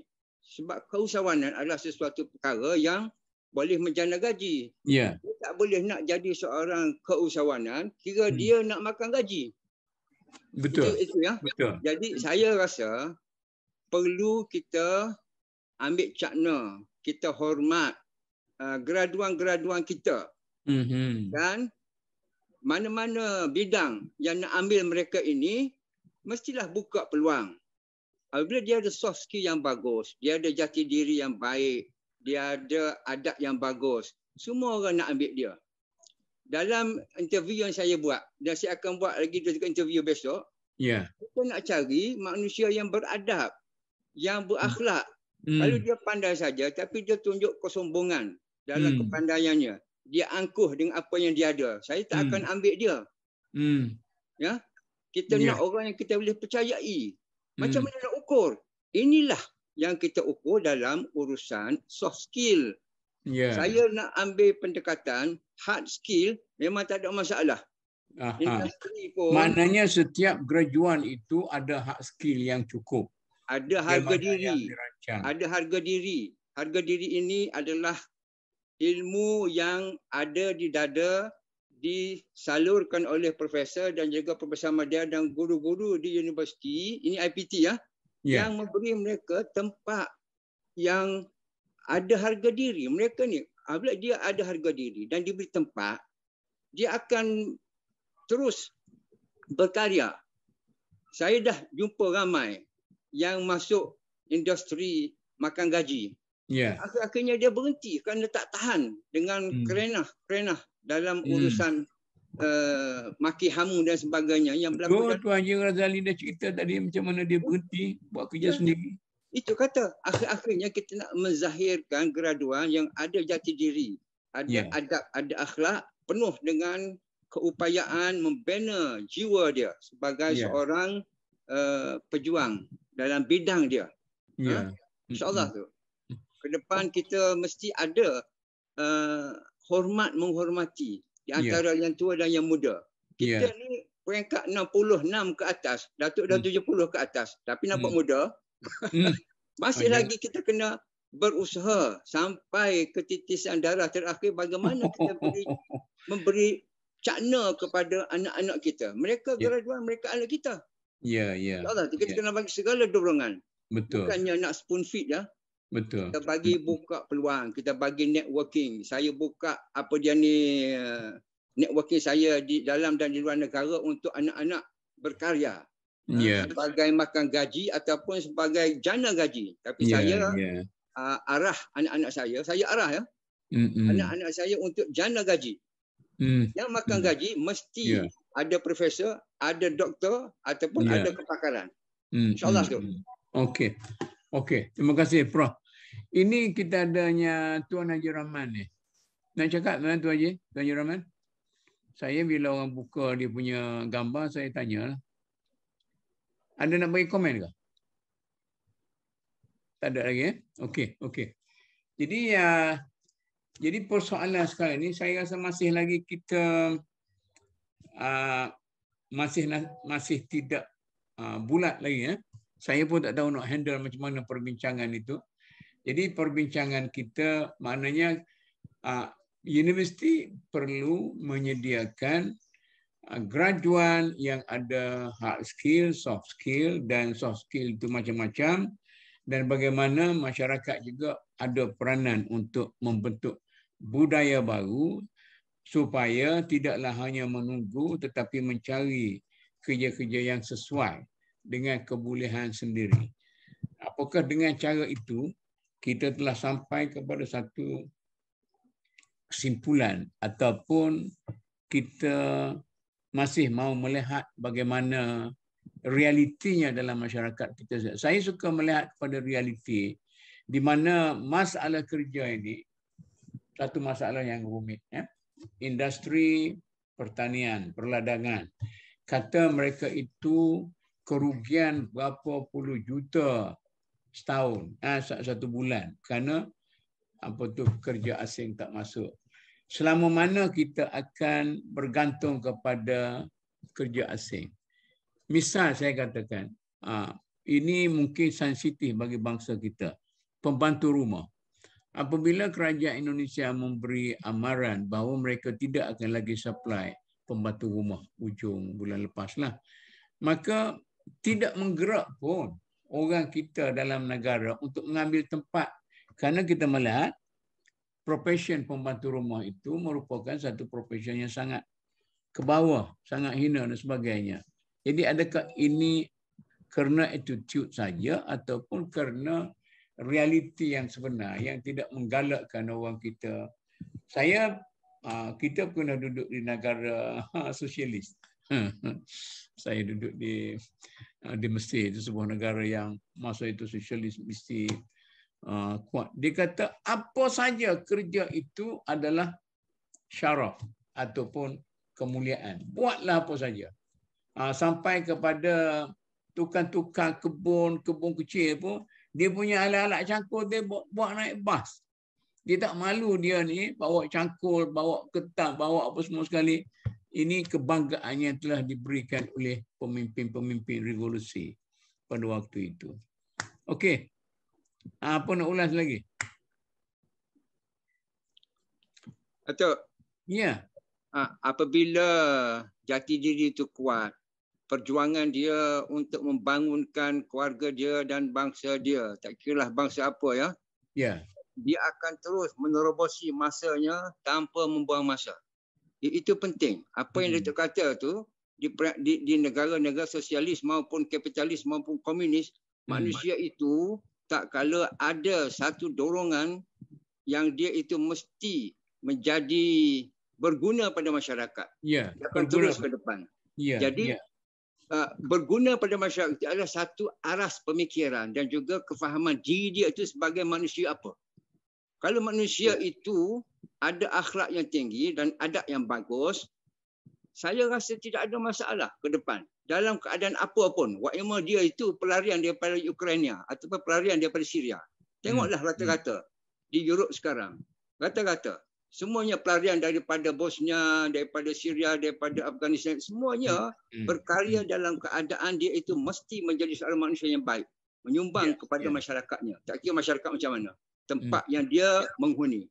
Itu pentingnya saya kira. Urusan soft skill ini perlu dimantapkan, perlu diketengahkan. Dan soft skill ini bukan saja di peringkat graduan kita.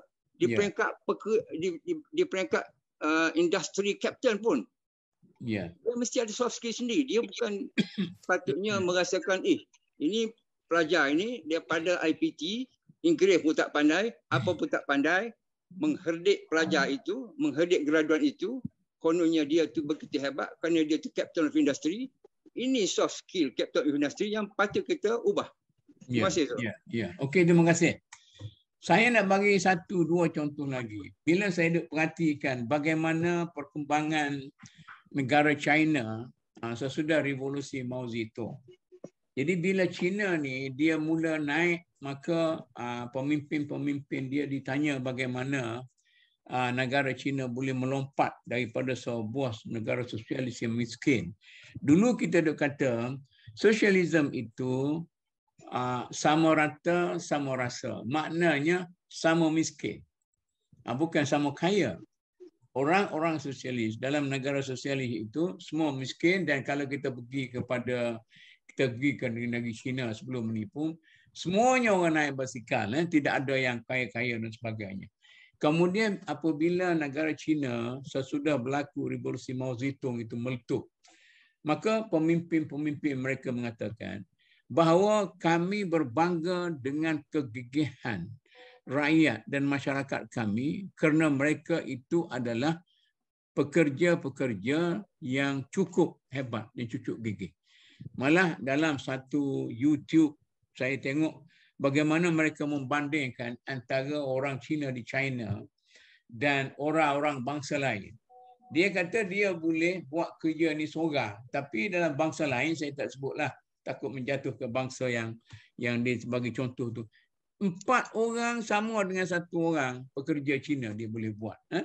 Malah sekarang ni yang popular sekali ialah dia duk tunjuk bagaimana seorang anak gadis yang cantik, wanita, dia menjadi seorang pemandu lori yang cekap dan sebagainya. Apakah keadaan seperti ini perlu diwujudkan atau sebagainya?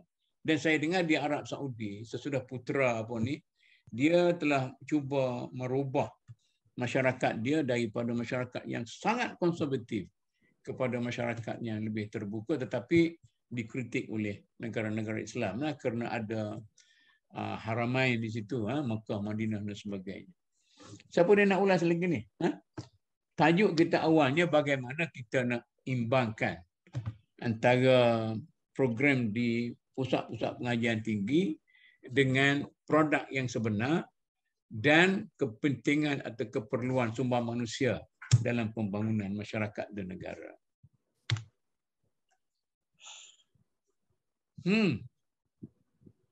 Ramai nampak lagi.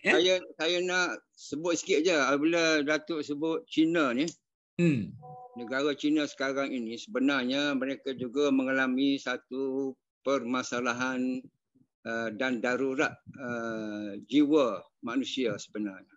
Ya ke? Kita nampaknya gagasan sosialisme campur komunisme dan didorong oleh kapitalisme menghasilkan manusia yang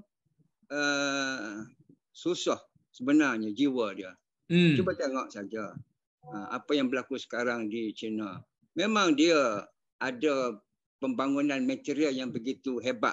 Pencakar langit, hebatan tu hebat. Semua hebat. Ini canang, ini baguslah, tak ada masalah. Tapi jiwa manusia yang berada dalam suatu ekosistem sosialisme kah apa, komunisme kah apa, tapi sebenarnya didorong oleh kapitalisme, iaitu pencapaian materialisme yang agung 100%. Dan ini membuatkan manusia itu hilang kemanusiaannya kerana hanya untuk kebendaan. Itulah saya kira perlu kita berbalik kepada pengimbangan tawaran khusus di peringkat pengajian tinggi dengan keperluan sumber daya manusia untuk apa-apa kerjaya. Maka gaji ke, jana gaji ke, mestilah berteraskan kepada gandingan akli dan nakli.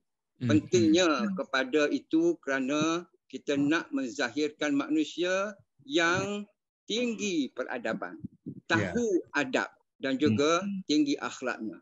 Kalau tidak, semua yang kita akan janakan itu akan hancur lebur seperti hancur leburnya sesuatu yang tidak ada landasan yang kukuh. Terima kasih, Tok. Okey, terima kasih.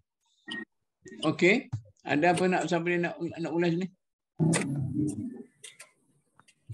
Apa tu Tuan Najib Rahman? Okey, buka dah. Assalamualaikum. Salam. Okey. Saya Muhammad Rahman. Saya sebenarnya sangat mengikuti. Kebetulan lah bila sesi ini dibuat oleh Dr. Profesor Zuhri ya. Okey. Saya orang biasa. Dengan latar belakang pendidikan yang sangat sederhana. Namun begitu, bila saya terbabitlah nak direngkaskan macam mana kata, saya adalah pesara awal. Maknanya saya option umur 40. Okay. Saya option umur 40. Awalnya? Yang pertama awal sangat ya? Ya. Kerana Dr. Masri, Cak Rimau ni tahun 95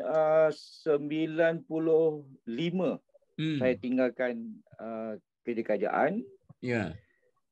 Kerana terpanggil dalam situasi nak meningkatkan ekonomi. Okay.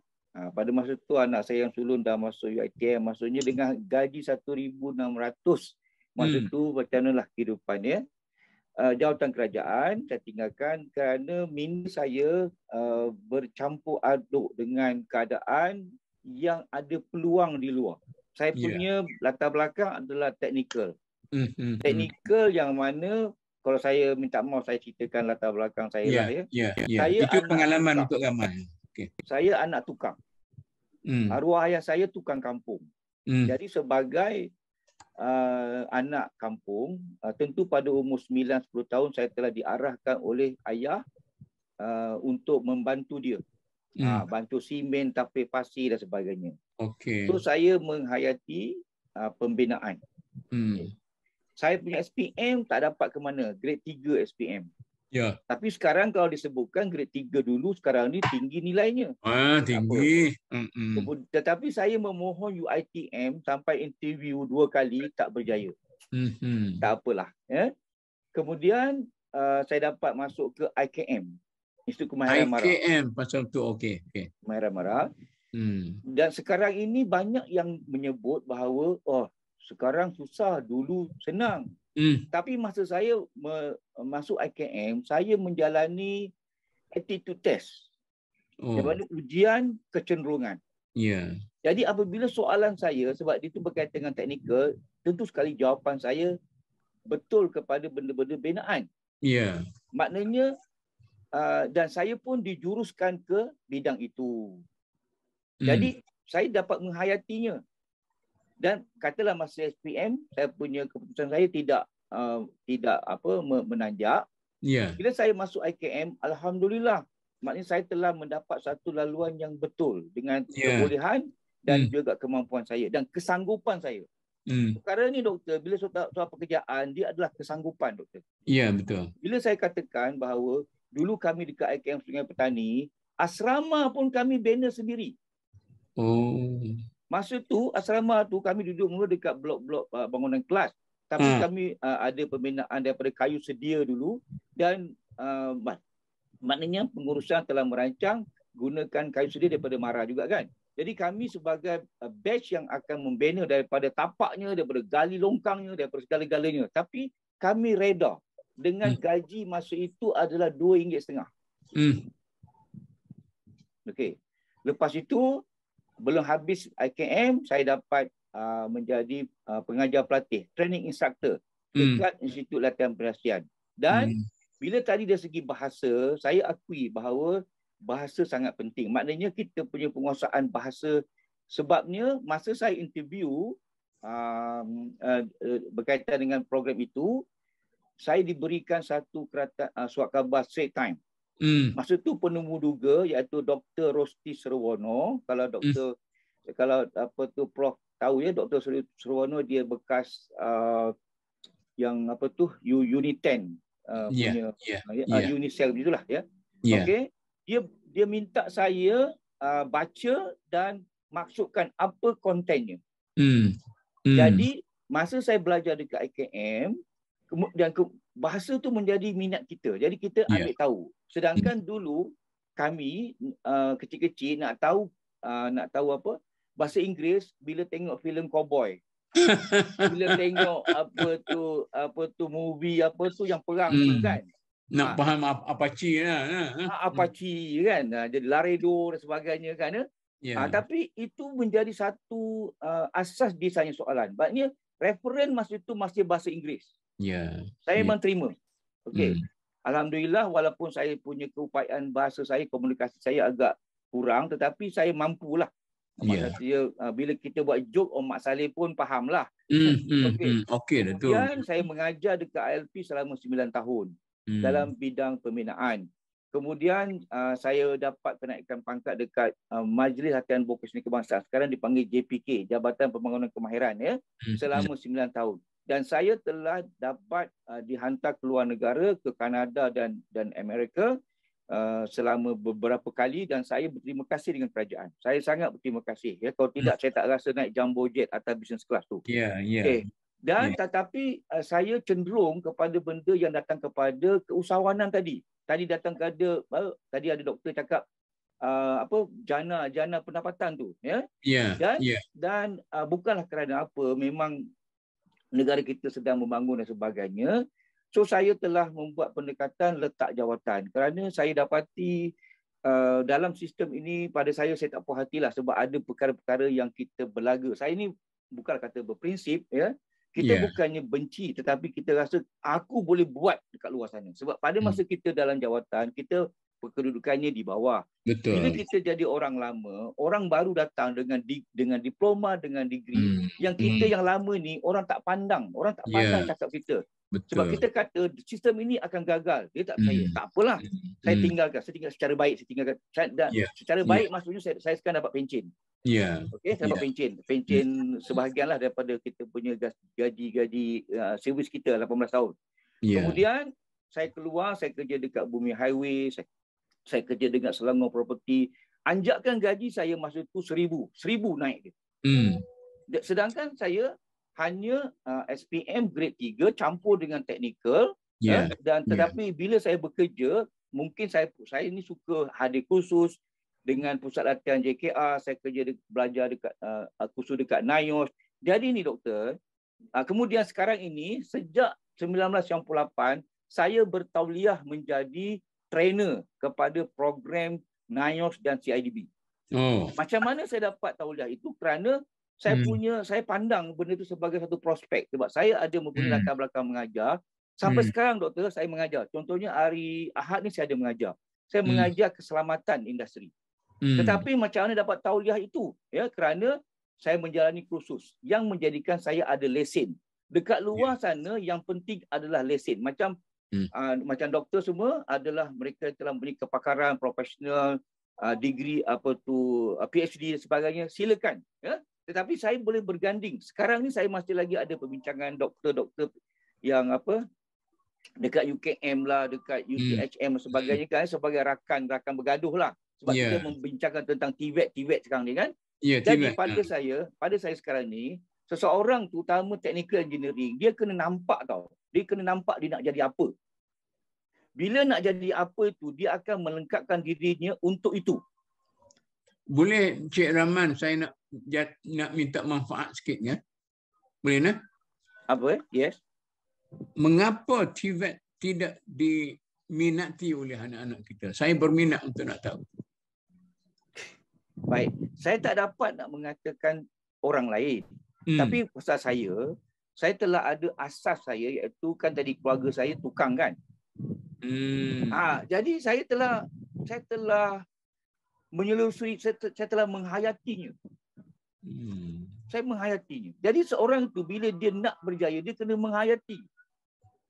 Maknanya tidak boleh disogok kepada sebarangan orang. Lepas tu kita duk tuduh masyarakat kita tak suka TVET lah, tak ada gaji. Oh begitu. Dia kena menghayati. Jadi saya sekarang ni doktor, bila saya mengajar safety, saya berdepan dengan orang awam, saya berdepan dengan orang profesional, saya berdepan dengan student universiti, politeknik dan sebagainya. Dan saya sarankan macam ini contoh doktor ya. Kalau budak tu katalah mechanical engineering, saya tanya dia, you nak jadi apa mechanical engineering ni?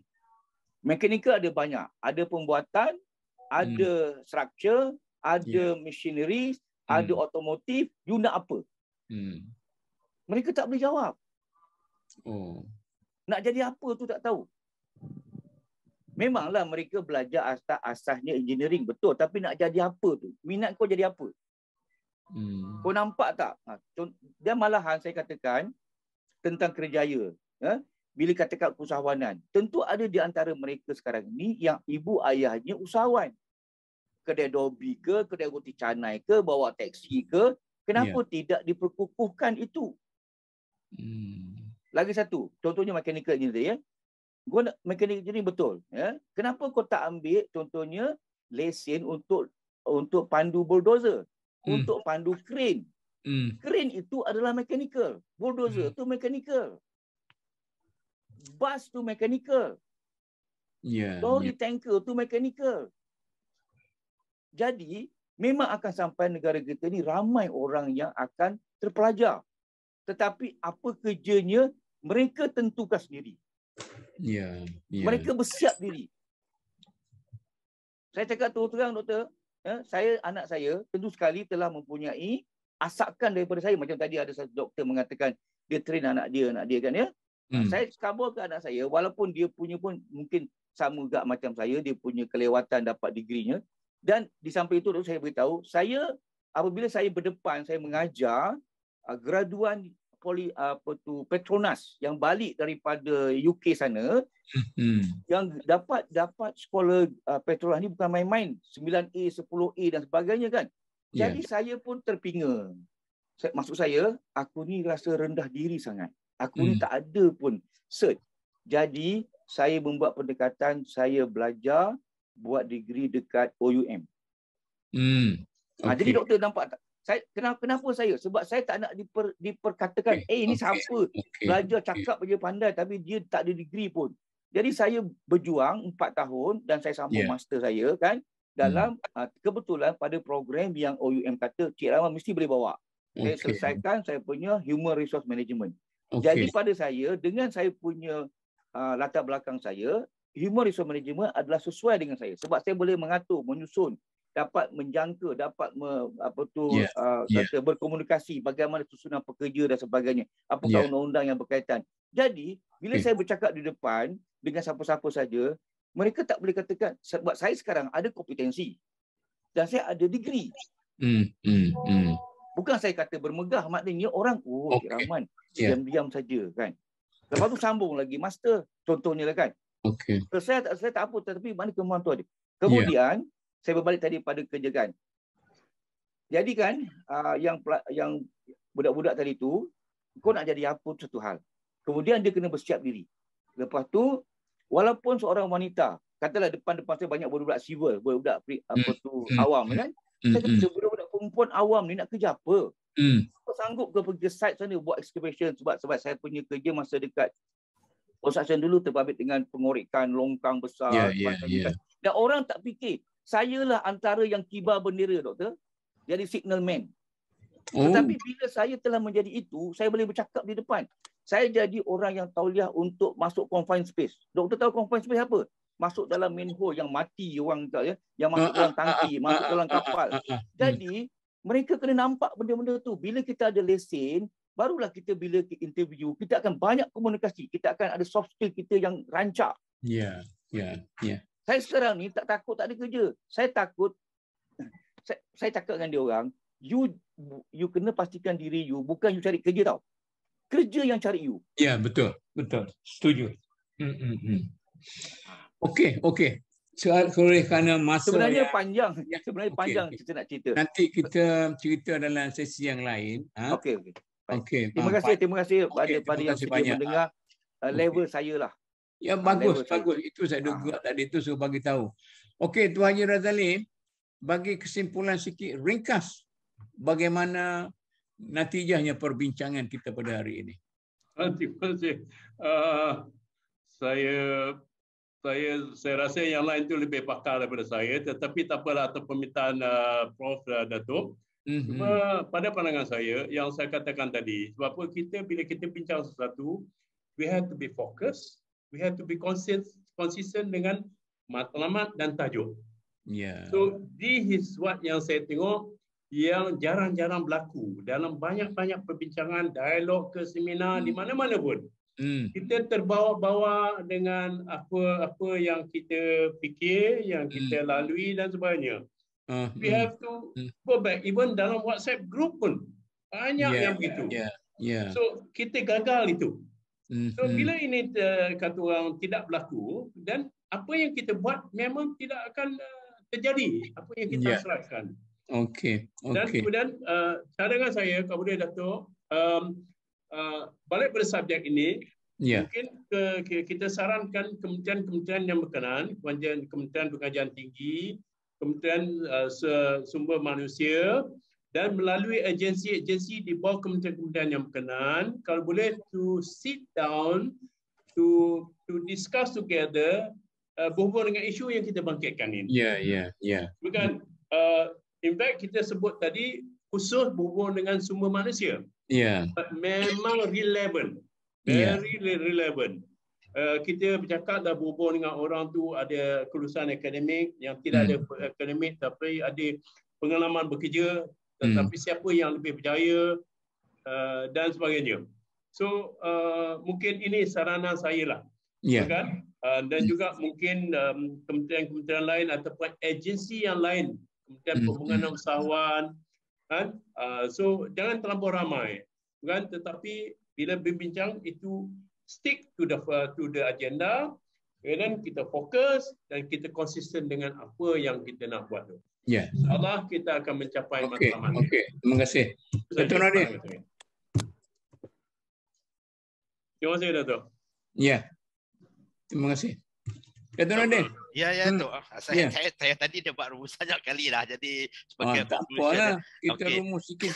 Pendek-pendek sudahlah saya nak dengar. Saya khusus pada tajuk ni Kumpulan Suara Malaysia dengan tawaran di IPT, Datuk. Okey, pertama sekali khusus yang kita buat hari ini tu saya rasa tidak lari banyak daripada dasar untuk istilah kita dapat kerja. Itu memang sangat tak masalah. Boleh dibagi sikit je lagi. Tapi konsepnya saya sebut tadi perlu diasingkan antara universiti nak bagi ilmu dan juga bagi skill, Datuk. Itu penting. Yang keduanya sangkut dengan siswa Zah yang telah ada degree itu, kerajaan kena usaha, hendaklah menggajikan mereka semua ni. Jangan bagi dia orang tak ada kerja. Cuba match apa yang boleh buat. Kerajaan kena tanggung kos ni, Kementerian Suara Malaysia kena bagi supaya mereka dapat skill. Kalau kerajaan ada duit, kalau tak ada apa nak buat? Dia kena cari juga macam mana pun supaya mereka ni diberi pengajar. Ini untuk waktu inilah sebelum kita mulai ekonomi. Akan datang mungkin kita ekonomi lebih baik tu. Itu tu. Okey, Cik Arun. Ya, Datuk. Nak basuh tangan. Okey, apa yang kita harapkan iaitu graduan kita ini kreatif. Jadi dia tidak bergantung kepada untuk nak fokus kepada mentaliti makan gaji, mesti kreatif dan juga mesti ada daya usaha dan juga memiliki kemahiran untuk mencari peluang-peluang di luar sana selepas daripada mereka keluar daripada universiti. Okey.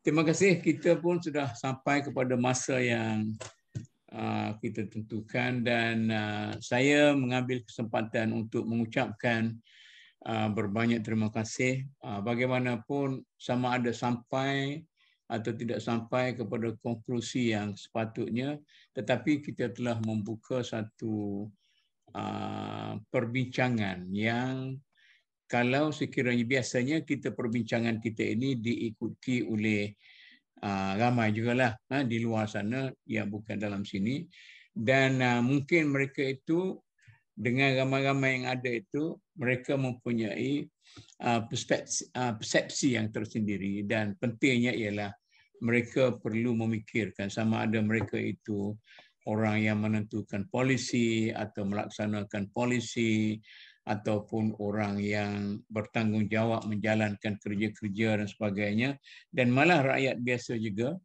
perlu mempunyai satu sikap yang jelas.